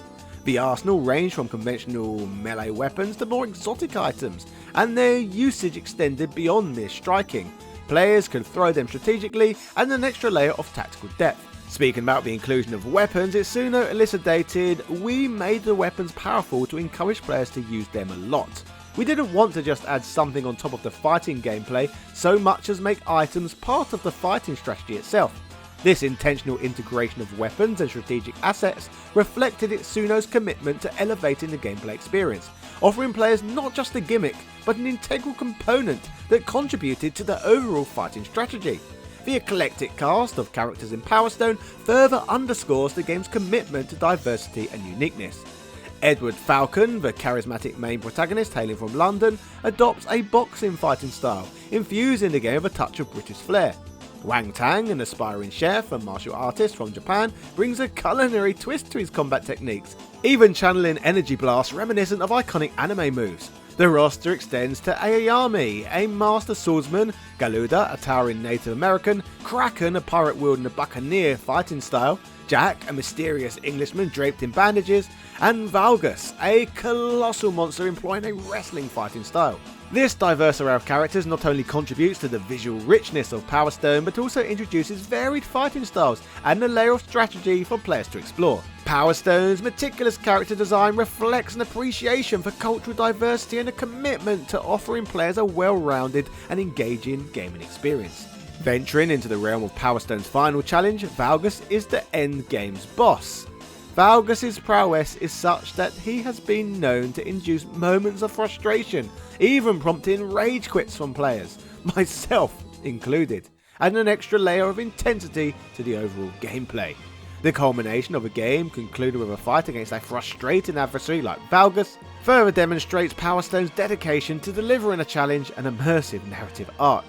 In regards to this title's unique history, remarkably, Power Stone's journey to prominence took an unexpected detour before landing famously on the Sega Dreamcast. Initially, the game was slated for release on a different platform, the 3DOM2, a console touted as a powerhouse comparable to Sega's final home console. However, the 3DOM2 faced an unfortunate fate and was ultimately cancelled. As fate would have it though, Capcom swiftly switched gears, redirecting the development to the Sega Naomi and subsequently the Dreamcast, with of course the rest now being history. As we traverse through time, the critical reception of Power Stone in 1999 becomes a pivotal chapter in its legacy. GameSpot, a prominent voice in gaming journalism, presented a mixed response, acknowledging Capcom's extensive history in the fighting game genre. While praising Power Stone's departure from the traditional 2D gameplay, GameSpot tempered its enthusiasm, asserting that the excitement may wane over time. The game's unconventional nature, easy accessibility, and initial enjoyment were acknowledged, but concerns about long-term appeal lingered. Critics grappled with defining Power Stone within the context of Capcom's storied legacy, grappling with the departure from familiar 2D gameplay. The dichotomy of short-term enjoyment versus long-term engagement underscored the game's unique position in the fighting game landscape of the time. Reflecting on GameSpot's review of Power Stone, it becomes evident that their initial assessment may have missed the mark, especially considering the enduring popularity the game enjoys among fans even 2 decades later. The discrepancy between the critical evaluation and the sustained enthusiasm from players highlights the challenges and inaccuracies that can accompany games journalism. In this case, Power Stone stands as an example of great resilience in terms of entertainment value, proving that the term long-term enjoyment finds a fitting application here. Examining the broader context, it's intriguing to note how Power Stone, with its distinctive gameplay and visuals, defied easy categorization within the traditional fighting game genre. The game, with its unique mechanics and 3D arena setup, stood apart from its 2D counterparts, prompting some to question whether it truly belonged to the fighting game genre at all. The evolution of genres is seen in the transition from Super Mario Bros. To the 3D platformer era with Mario 64 provides a parallel. Power Stone likewise marked a departure from conventional fighting games, paving the way for a distinct category, the emerging 3D arena fighting subgenre. While journalists of the time may have struggled with classifying Power Stone, it's important to recognise its role as one of the best early examples of a 3D arena fighting game. In a genre that now boasts plenty of titles of this kind, Power Stone's influence is unmistakable. However, it's crucial to appreciate that, in 1999, this genre was in its infancy, with Power Stone helping to pioneer a form of interactive combat that would later become a staple in gaming. This is why this game deserves your respect. There is no doubt that by this point, Power Stone is a legendary video game with an excellent legacy behind it. But do you know what's even better than Power Stone? Well, Power Stone 2, of course! Released for Sega Naomi arcade hardware and the Sega Dreamcast itself, both in the year 2000, Power Stone 2 not only builds on everything that the first game established, but turns up the option for fun drastically by introducing 4-player action. This made the title more chaotic and more suitable for parties than ever before. Power Stone 2 features 5 interactive 3D stages right from the start, along with 2 intense boss stages that players can access in the game's thrilling original mode. While the original mode sticks closely to a storyline format, players engage in 2 fierce battles on standard stages before squaring off against the fearsome Pharaoh Walker boss. Afterwards, another skirmish takes place, all building up to the climactic Dr. Erode boss battle. The exciting fusion attack system makes a return, the famous mechanic whereby each character starts their own ground and air moves, but once they've collected 3 Power Stones, they undergo a powerful transformation, unleashing devastating fusion attacks. In Power Stone 2, every stage is a dynamic battlefield that evolves as the fights rage on, keeping players on their toes with thrilling, unpredictable shifts. Take the airplane stage for example. What starts as a high-flying brawl across a massive warplane quickly transforms into an aerial free-for-all as the plane disintegrates, sending all players skydiving through the clouds. But the excitement doesn't stop there. Just as you're about to hit the ground, the fight continues on a floating platform, creating 3 heart-pounding sub-stages within a single level. The chaotic energy, just like in the first game, is amplified by the sheer variety of items scattered across each stage. Item boxes contain a surprise every time, whether it's an item unlocked in adventure mode or created in the item shop, and sometimes even a coveted Power Stone. The arsenal of weapons is as wild as it is diverse. Players can wield everything from flamethrowers, massive hammers and swords to bear traps, rollerblades and even a magazine that can be hurled like a projectile. And it's not just about inflicting damage, there are health restoring food items, shields for protection, invisibility elixirs, additive sprays to slow down foes and wings for those crucial extra jumps. There are even special cards that allow you to mix items together for added strategic depth. Each stage also brings its own unique set of interactive elements and weapons. In the submarine level, for instance, you'll find turrets to man, tiny planes to launch bombs, and even icebergs to haul at your enemies.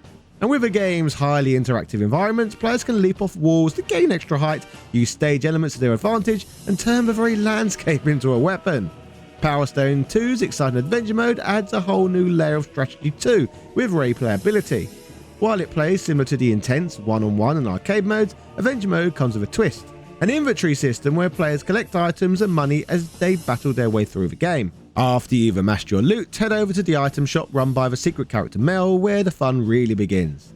The item shop is your gateway to unlocking powerful new gear, either by purchasing items outright or by experimenting with the game's unique item mixing system. Combining existing items can result in some of the most powerful or outright wacky creations, giving you access to equipment that can't be found anywhere else. This feature significantly extends the game's lifespan, as players will find themselves hunting down rare items and experimenting with combinations for hours on end. But that's not all. Power Stone 2 also features a clever VMU application called the Mini Book, which lets you manage your item collection on the go. You can inspect your inventory, trade items with friends, and even register up to 5 items as handy items, which gives you a major edge by making them available in original mode.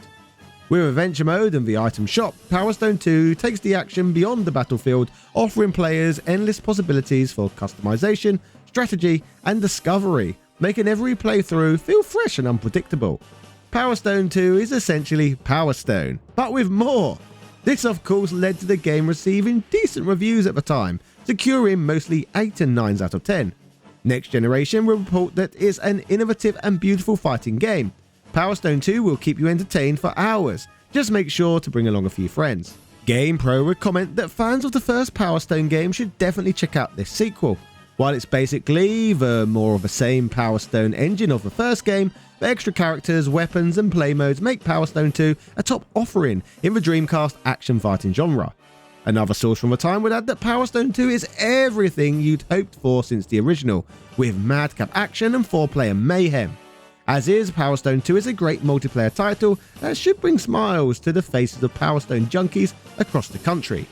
6 years after the game's initial arcade and Sega Dreamcast release, in 2006 both Power Stones would resurface in the Power Stone Collection released for the Sony PlayStation Portable, thus meaning that the Power Stone games became available on the go for the first time. But close to 2 decades after this, not only did we never receive a Power Stone 3, but both titles disappeared into the aether somewhat too. This is of course until recently, with the game's re-emersion as part of Capcom Fighting Collection 2. Maybe there really is hope for a Power Stone 3 someday.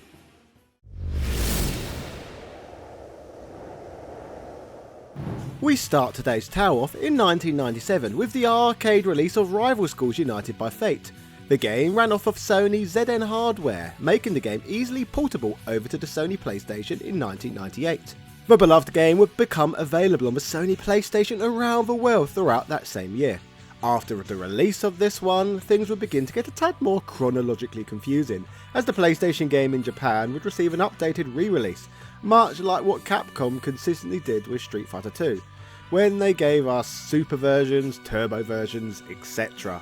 The updated version of Rival Schools was only released on the Sony PlayStation and exclusively in Japan, carrying a title that translates to Private Justice Academy Hot-Blooded Youthful Diary 2.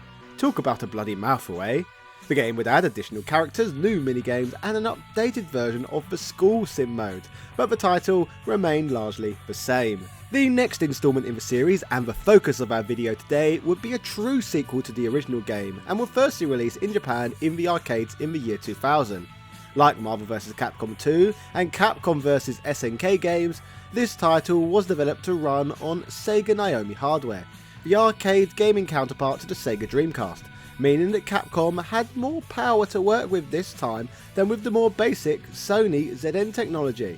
As we are taking a deep dive look at this one, we may as well start by taking a look at the game's intro. 1年前、今和のヒョウが全国の高校を襲撃した事件は無事解決し、生徒たちは今では何事もなかったかのようにまた繰り返しの日常へと戻っていった。しかし今また学園に戦慄が走ろうとしている。学園に何が起こったのか。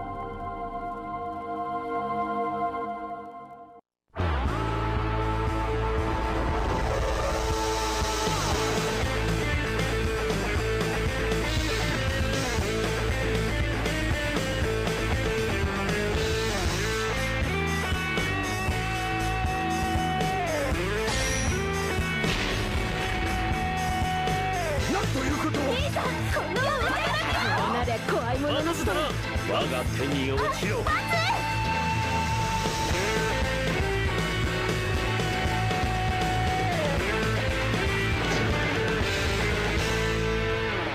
燃えろ。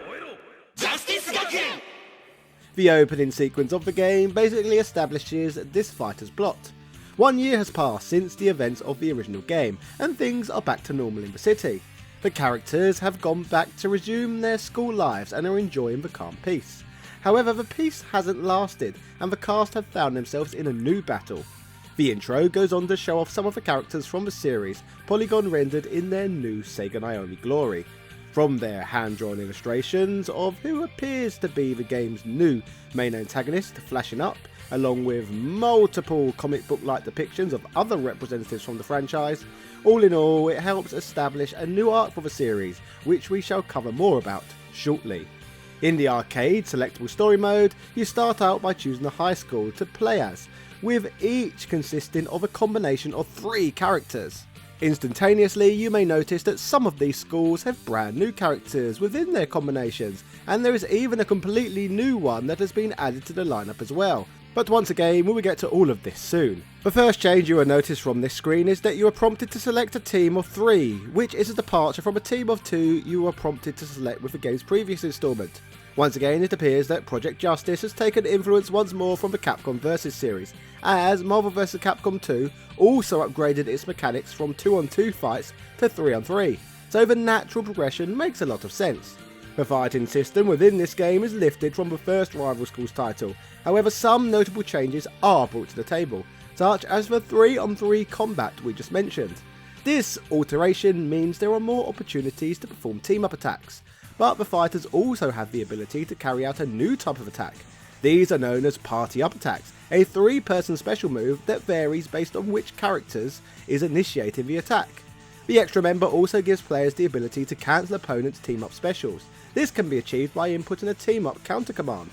If this turn of events takes place, short fighting sequences between one character from each team occurs. If the player who initiated this sequence gets the first hit in prior to the timer expiring, then the incoming team-up attack will be cancelled, switching the game back to the main fight. If the opposing player get the first hit in, or the time limit simply runs out, then the team-up attack will be executed. All in all, offering a very interesting dynamic for competitive play. The Vigor meter present from the previous Rival Schools game also makes a return, however this time it is limited to 5 levels as opposed to 9. Different techniques require the Vigor meter to be filled to different levels. A 3-person party-up attack costs an entire 5 levels, whereas team-ups cost 2 and cancels cost 1. Meaning you need to be somewhat economical with your choice of moves, as attacks literally come at a cost. The arcade version of this game offers 2 different play modes, the first of which being Story. Story mode lets you pick from a pre-formed team of characters representing a particular school. This is so players can follow a rigid storyline.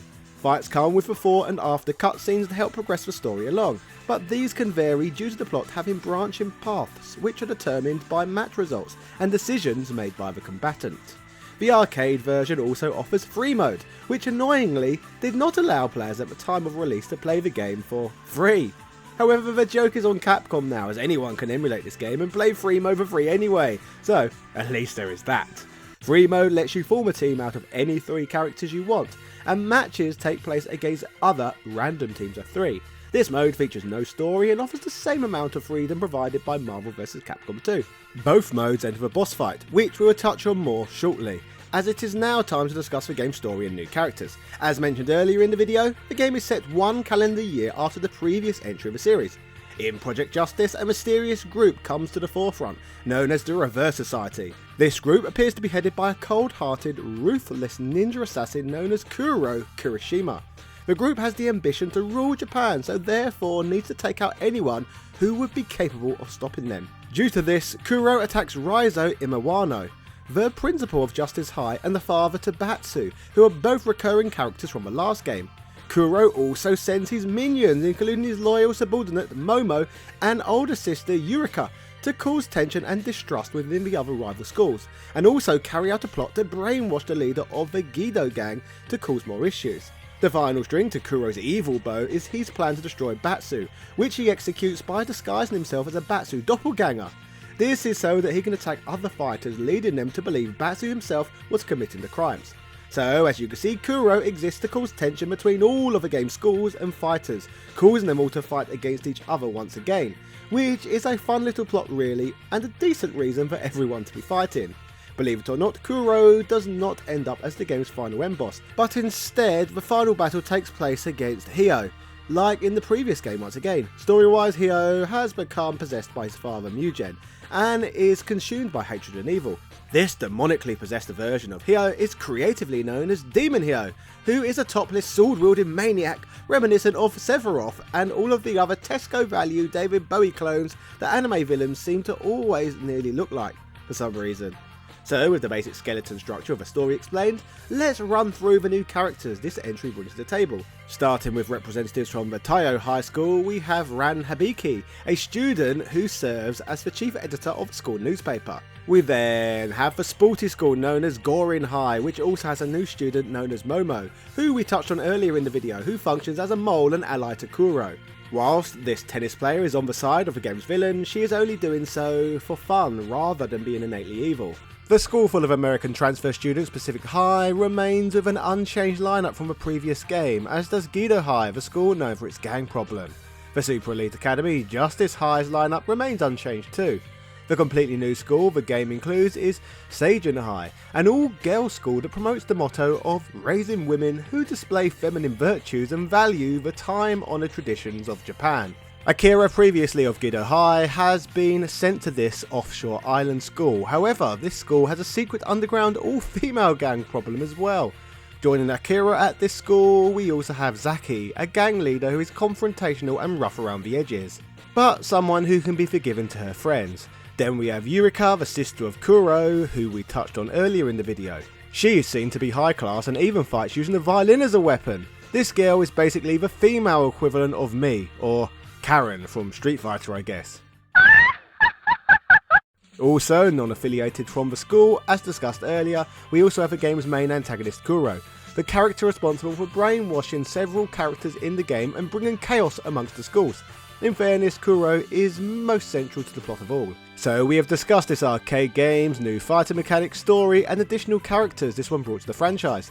In terms of visually how this game looks, it is a big step up from the previous installment on the PlayStation, with the Sega Naomi giving players a game with smoother polygons with less jaggedy edges.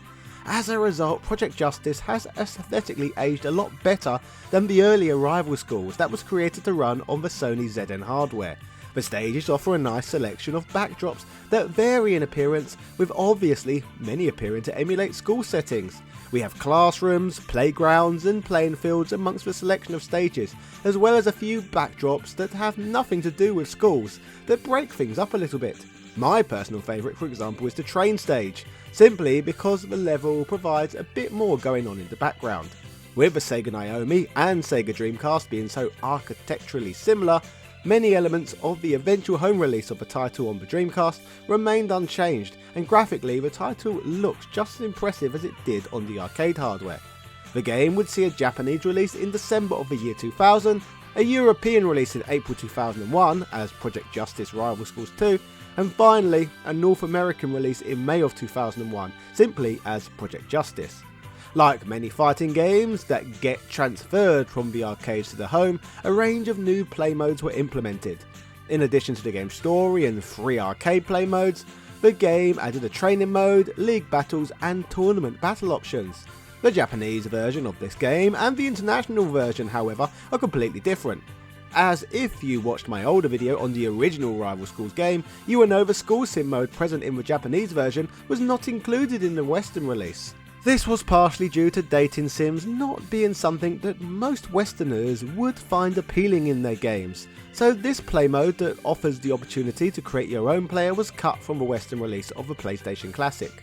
Interestingly, in the Dreamcast game Project Justice, the creator player mode makes a return, but the dating sim is gone, and it has been replaced with a ball game format. Like the dating sim previously, the ball game mode was also axed from the international releases. Instead, the Western version of Project Justice offers a range of extra characters to players, all of which are made up of assets present within the creator player mode from the Japanese version, so each version of the game has its own merits. So that was a basic rundown of the game and its ports, so now let's see what journos of the time thought of this game on release. GameSpot stated, Capcom's Rival Schools was an arcade fighting game that became a PlayStation sleeper hit. The unique game had a nice, fun fighting system, and the character designs were unlike anything else on the market. These things came together to make the original game a success, and it's these same things that make the oft-delayed Dreamcast sequel worth picking up. Rival Schools looked good for a PlayStation game, and Project Justice makes for a good-looking Dreamcast game. Originally designed for the Naomi hardware in arcades, the Dreamcast version looked virtually identical to its coin-op counterpart. The characters look great and they're animated well enough. The game's soundtrack consists of wah-heavy guitar rock, and the game's sound effects are typical fighting game fare. It is a must-own for fans of the series and a game worth looking at if you're looking for a fun, stylish fighter. IGN would praise the game too, stating, while not trying to enter the arena of Soul Calibur, the graphic quality of Project Justice is pretty good. Nice 3D backgrounds and some fun looking character models really give this game a distinct look. With the power of Dreamcast, you get a cleaner, more colourful version than the Rival Schools series on the PlayStation. Project Justice has a pretty solid fighting engine, but as I stated above, this game does not take itself seriously. If you didn't know that from the wacky character designs, you'll definitely notice it when playing the game. Project Justice delivers hilarious fighting action for those that never took high school too seriously. All in all, Project Justice received strong reviews, with many journalists commenting that the game was essentially a more polished version of Rival Schools that had appeared on the PlayStation previously. This is pretty much the perfect summation of what the game is, and the reasons to play it. In my previous video I made about Rival Schools, my main criticism of the game was its ugly, dated polygonal graphics. Project Justice, on the other hand, offers much more palatable visuals that are a little more easy on the eye today. All in all, I guess Project Justice did little to change the game, however it is to this day still the final and most polished title in the Rival Schools series. The Rival Schools games are a fantastic breath of fresh air from all of Capcom's 2D fighting games over the period, and in many ways it's almost criminal that they have left the franchise in hibernation for so long. But at least we got Akira in Street Fighter V, I suppose, which is something, I guess. Known as Capcom Fighting Evolution in North America and Capcom Fighting Jam around the rest of the world, what better way to begin analysing this game than by checking out its arcade track sequence. So without further ado, let's take a look.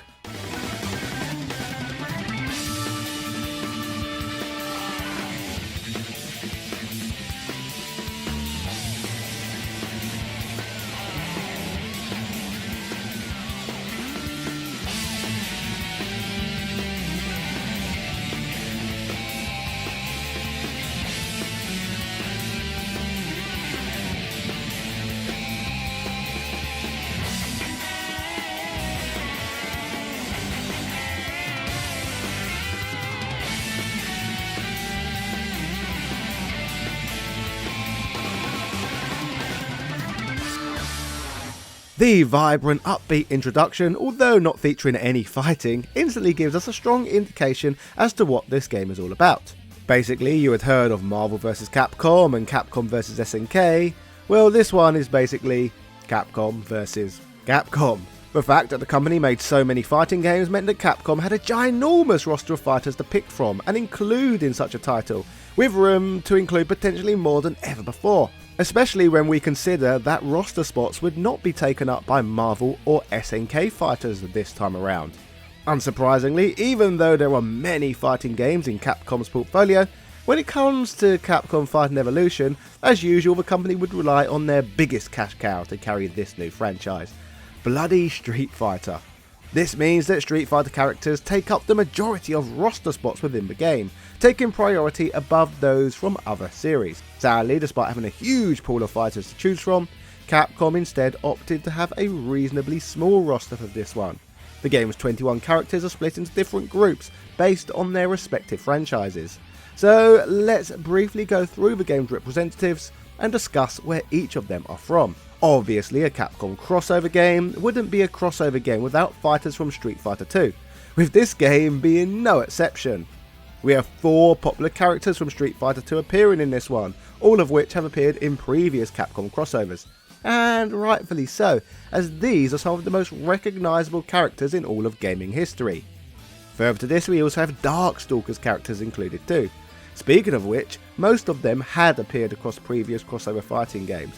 However, this would be Jedda's first appearance outside of the Darkstalkers universe, originally debuting in Darkstalkers 3. In a rather nice surprise, we would also receive a selection of characters from the game Red Earth, which, in my opinion, is the most pleasant addition to this fighting game, especially considering how little love Red Earth generally gets. Of the 4 characters representing Red Earth, we have the Thundercat-like Conan the Barbarian-esque hybrid, known as Leo, the Japanese ninja warrior known as Kenji, and even more surprisingly, 2 of Red Earth's previously uncontrollable boss characters, who are also playable. These include Hauser, the huge T-Rex beast from the original game, and Hydron, the mischievous half Nautilus and half Kraken monster. This marks both the first and last time either of these characters have been playable in any Capcom title. Moving on, we have a selection of 4 fighters from Street Fighter 3, which is a tad disappointing in a way, as Chun-Li is one of this group's representatives. Sure, she was a part of Third Strike, and was one of the most selected fighters, but she is certainly more heavily associated with Street Fighter 2 than any other game. At least we would get Alex, Yun and Urien though, all representatives who debuted in Street Fighter 3 games. None of these characters are included in Capcom's previous fighting crossover games either, so this marked the character's first ever appearance outside of the Street Fighter 3 franchise.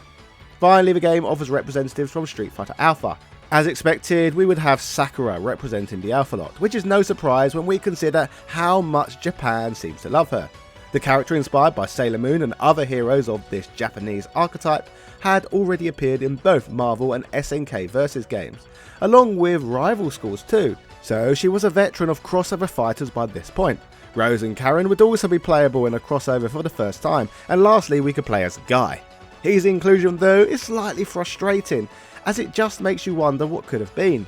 Rather than including 3 different Street Fighter teams, they could have instead made one a Final Fight one, and that's without even mentioning the possibility of a rival schools team. At least we got one completely new character for the game though, Ingrid, which brings us on to a whole nother section of this video. While this was Ingrid's debut, she actually originates from an unreleased 3D fighting game known as Capcom Fighting All-Stars. This game that was never to be was sadly cancelled in August 2003, which raises the question, why? Well, it is said that Capcom had beta tested the game, but after receiving negative feedback from players and spending more months in development, the game would be scrapped altogether. Rather interestingly though, its cancellation would result in many elements of its gameplay being reused for the production of Capcom Fighting Evolution, with Ingrid for example being resurrected from the failed game's project. As for Fighting Evolution, players must choose 2 characters on this game's character select screen. This is due to, you guessed it, tag team matches players, because what would a Capcom crossover fighting game be without a Teddy Long reference? Bitches love tag team matches. Mechanically, it is very different though from say Marvel vs Capcom. In Capcom Fighting Evolution, you can only control 1 character per round rather than actually tagging in and tagging out. Players select a pair of characters, then begin a match with one of those characters. If you win a round, you can carry on playing as your first pick. If you lose, you pick up control of your second fighter. So really I guess it's more 2 on 2 rather than say tag, which must have been disappointing for old Teddy. Sadly, as you can see, this does not offer the same chaotic amusement that the Marvel vs Capcom game provided, but in fairness to the developers, the game was never intended to do so in the first place. The unique feature of this title was that it was intended to be about balancing different fighting game mechanics under one roof, then pitting the different styles against one another. Characters from 3 different Street Fighter games may mean that this one lacks fighting game universe diversity, but we do get mechanics mixed up from 3 different Street Fighter games. Prior to this, for a long time, mixing different styles posed some interesting questions among fighting game enthusiasts. Many people had their preferred fighting game and one particular title they excelled at. A player could be great at Street Fighter Alpha, but less competent competitively at Street Fighter 3 for example. Therefore, it was always debatable who truly was the best. In some ways, Capcom Fighting Evolution existed to answer the age-old question of who would win in a fight, when discussing fantasy scenarios, such as who would win in a matchup between Muhammad Ali and Jackie Chan, or 100 Billion Lions and the Sun. Capcom Fighting Evolution was designed to be a game where the mechanics from 5 different Capcom fighters would be included, but balanced out and tuned to make things as competitive as possible. A pretty bold and interesting feat, but was such a concept successfully executable? Well, history now shows us, in the case of this game at least, that although Capcom did this, they didn't do it very well. Within this game, where you can pick different characters representing different franchises against one another, each selection of fighters functions differently from the next. Street Fighter 2 characters come with basic combo abilities and super bars. They can perform super combos and execute air blocks, and their fighting style is mechanically most similar to Super Street Fighter 2 Turbo. As for the Street Fighter Alpha characters, they differ in that they can perform both super combos and custom combos. They can also perform air blocks and also safe falls where they can perform rolls. Further to this, they can execute alpha counters, used at the cost of the character's super meter. Simple counter attacks can also be performed while blocking. Regarding Street Fighter 3, 2 meter gauges are present for these characters, so the game's fighters can use their traditional super arts and EX moves. These fighters can also dash forward and backwards, and the famous parrying system is present. The quick stand and super technique can also be performed when playing as these combatants. As for the non-Street Fighter characters, the Darkstalkers and Red Earth representatives have received power boosts in this game, because characters from both franchises have fewer techniques up their sleeve than in more complex developed Street Fighter games. In addition to this, Darkstalker characters can air block, dash, guard cancel and perform boosted special moves and chain combos. Finally, the powered up Red Earth roster members feature abilities inherited from their game.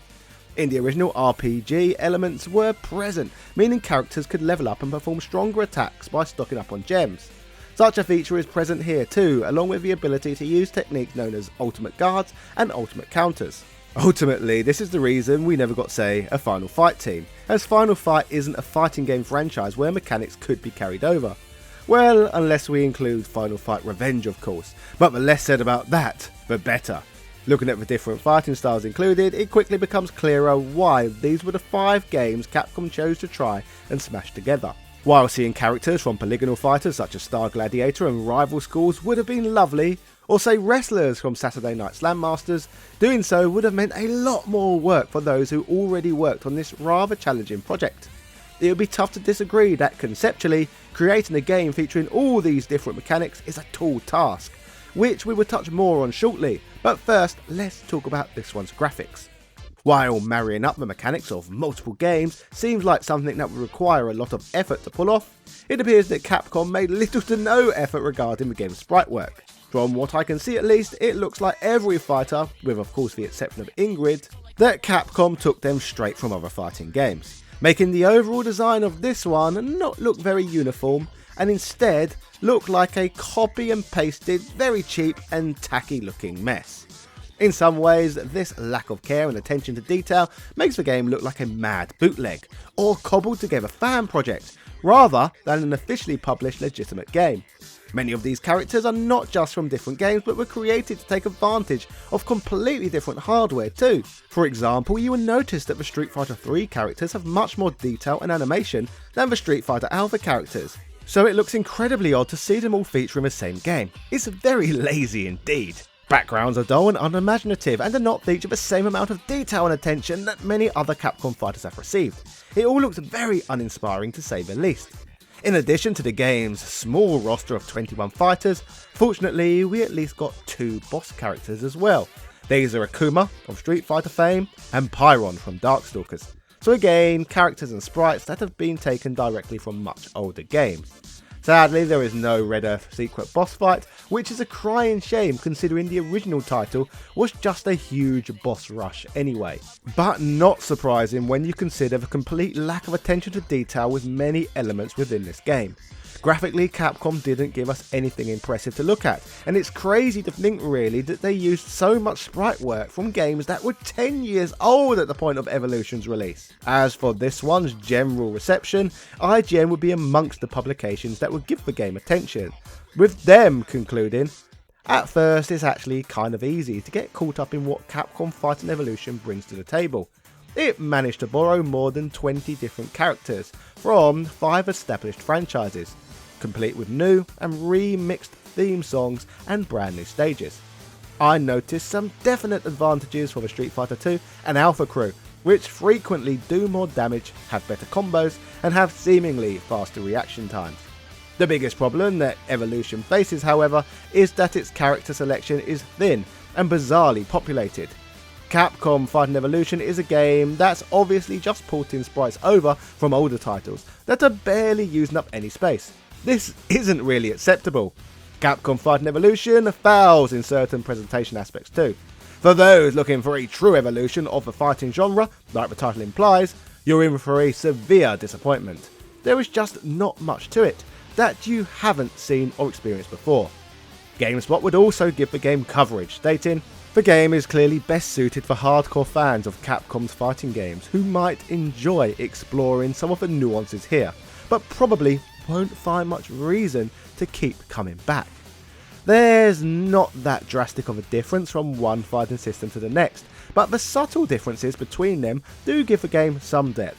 It helps to some extent that many of the game's fighters have been at least slightly tweaked since you last saw them.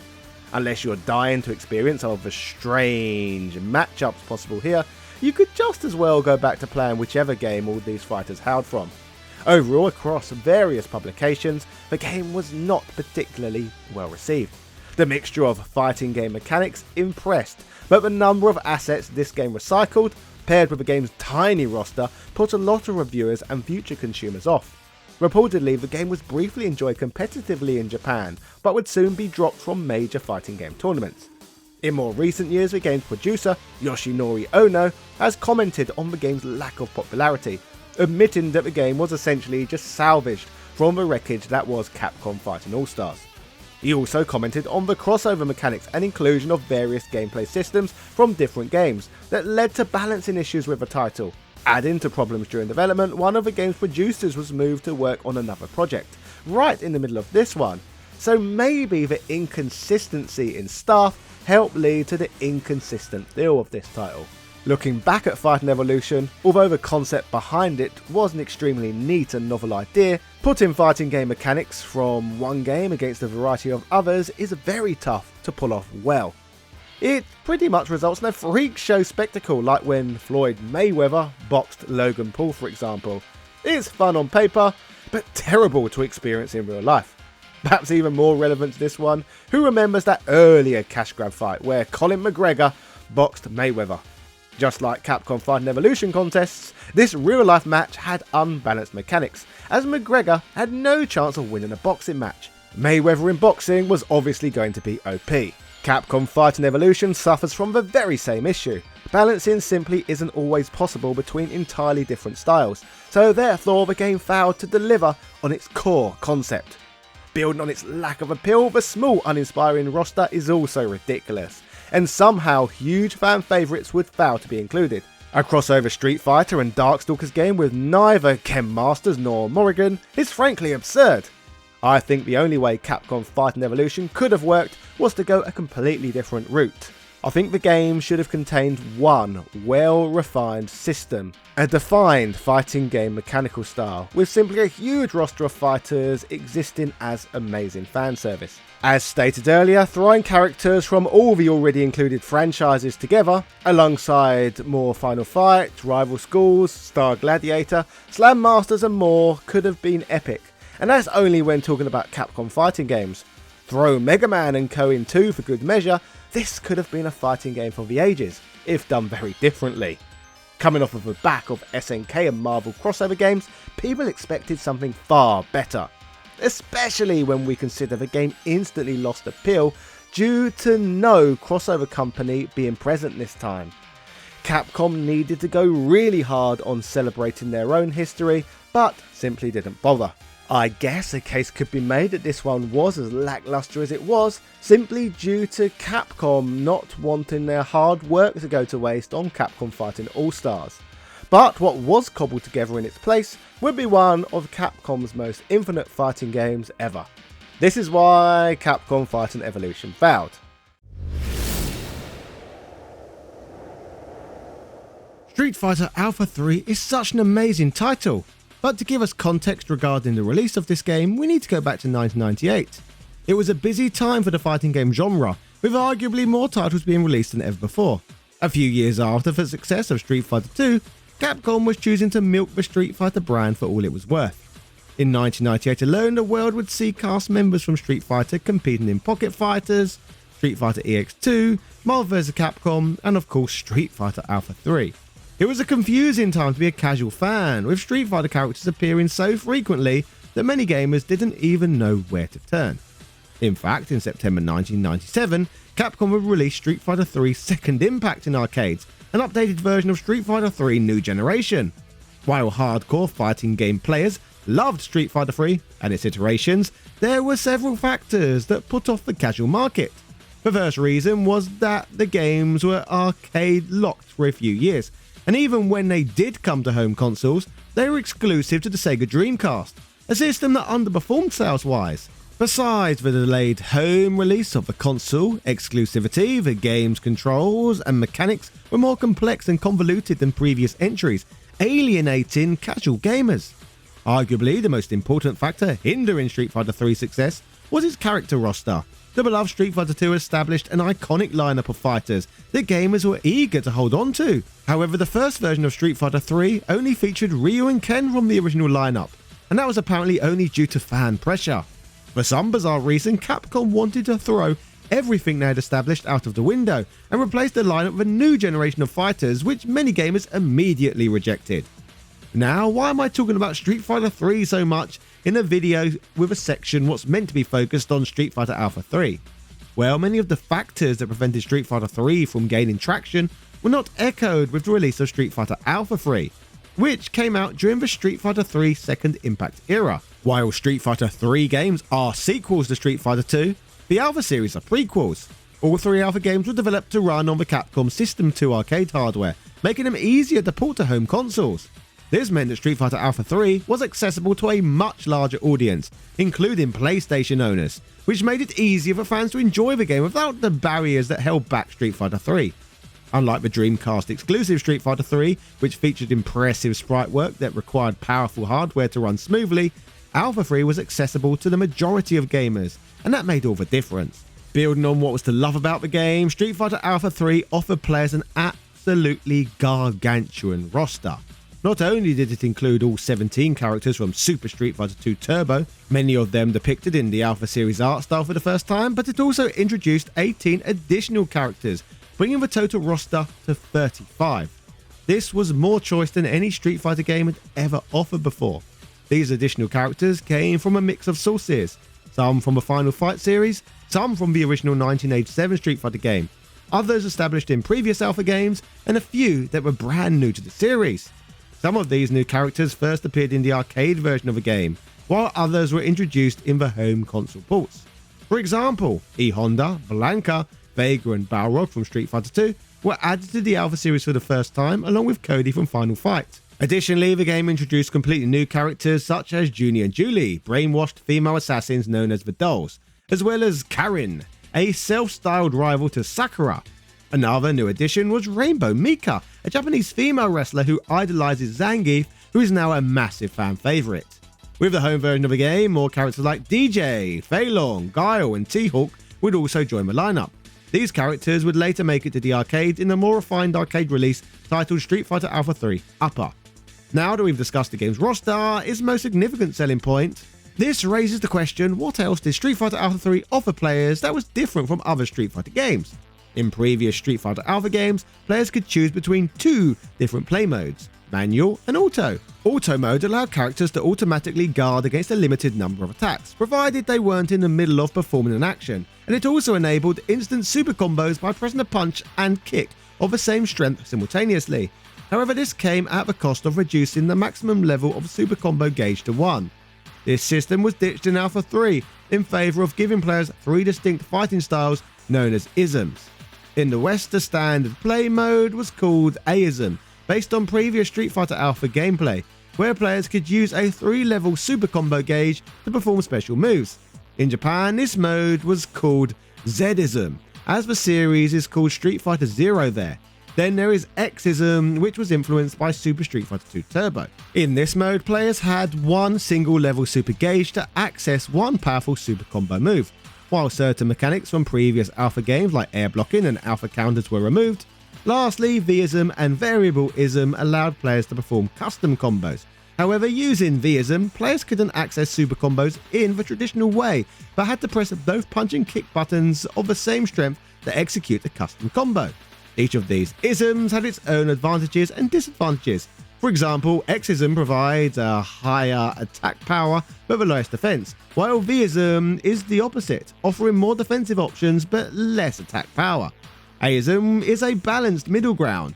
The chosen ism also affects the character's moveset, adding another layer of depth and complexity to the fighting experience.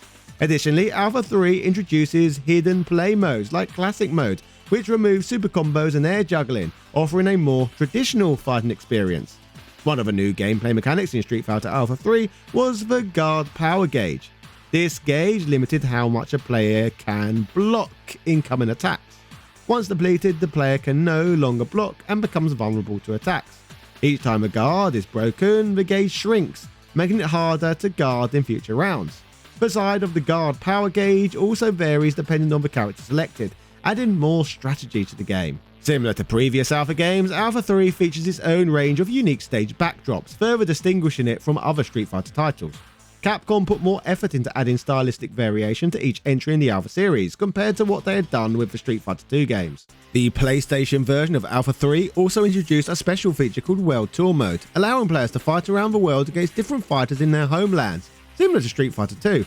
This mode added variety by offering players power-ups as they progressed, such as reducing the likelihood of becoming dizzy. Unlike previous Street Fighter games, World Tour mode required players to develop specific skills, such as winning fights by only using combos or performing a set number of super moves. In some cases, players could even face multiple opponents at once, similar to the dramatic battles in earlier games. This mode gave Alpha 3 a stronger single-player experience compared to other Street Fighter games. Now, with all the changes and additions that Alpha 3 introduced, there are still some fans who prefer Alpha 2. These fans often cite reasons such as disliking the ISM system over the old auto and manual modes, or preferring Alpha 2's music, stages, or the absence of a guard power gauge. I even found some interesting quotes from fans in the Steam community regarding their preference for Alpha 2 over Alpha 3. For instance, user Tony the Tiger states, Street Fighter Alpha 2 and Street Fighter Alpha 3 are alike in sprites and name only. Alpha 2 is a completely different, refined beast that gave you the conveniences of all three isms, without having to sacrifice simple moves or custom combos. Custom combos themselves are completely different. Activation has an invincible window, and the character auto drifts forward, unable to turn around or block. Alpha 2 has a very different pace, and it's definitely deserving of its own following. Another user, Percy DJ, added different games. Alpha 2 is more popular in the West, with people like Daigo saying it's their favourite Street Fighter game. It's still played competitively in Japan to this day. People will argue which one is better, but both are great. This illustrates that opinions are split among fans of the Alpha series, with each game having its own unique appeal. Putting fan opinions aside, let's look at how Street Fighter Alpha 3 was received by critics at the time of its release. GameSpot stated Street Fighter Alpha 3's graphical prowess and arcade-perfect gameplay, combined with its bonus modes, make it the latest standard for 2D excellence on the PlayStation. The World Tour mode creation system makes the game rife with gameplay exploits. The PlayStation version of Alpha 3 received rave reviews, with Metacritic score of 93%, showing just how well received it was by journalists. It sold over 1 million copies, which was a significant achievement considering the Street Fighter brand had been somewhat oversaturated at the time. Besides the PlayStation, other ports of Street Fighter Alpha 3 were released, including one for the Sega Dreamcast in 1999, which featured a 5th World Tour mode and an online mode for displaying high scores. The Sega Saturn also got a port in Japan, which, with its extra RAM cartridge, offered more frames, better sprites, and shorter load times than the PlayStation version, making it the most arcade-perfect version. There was also ports for the Game Boy Advance in 2002 and PSP in 2006 that I've uploaded a separate retrospective on for those ones. In summary, Street Fighter Alpha 3 is widely regarded as one of the most refined and complete entries in the Street Fighter franchise. Its huge roster of fighters, varied fighting styles, and wealth of content made it the Street Fighter game that gave fans exactly what they wanted. While Street Fighter 3 offered a more technologically advanced experience, Alpha 3 was accessible to more players thanks to the success of the PlayStation. This, coupled with its familiarity, made it one of the greatest Street Fighter games of its era. With seemingly an arcade version of the game making up one of the 8 excellent titles included in the second Capcom Fighting Collection, there are so many reasons to want to play this one. Don't forget you can get a huge discount on the original Capcom Fighting Collection and thousands of other games simply by using my Instant Gaming affiliate link. Happy shopping, and I'll see you all again soon. Yeah. Cheerio!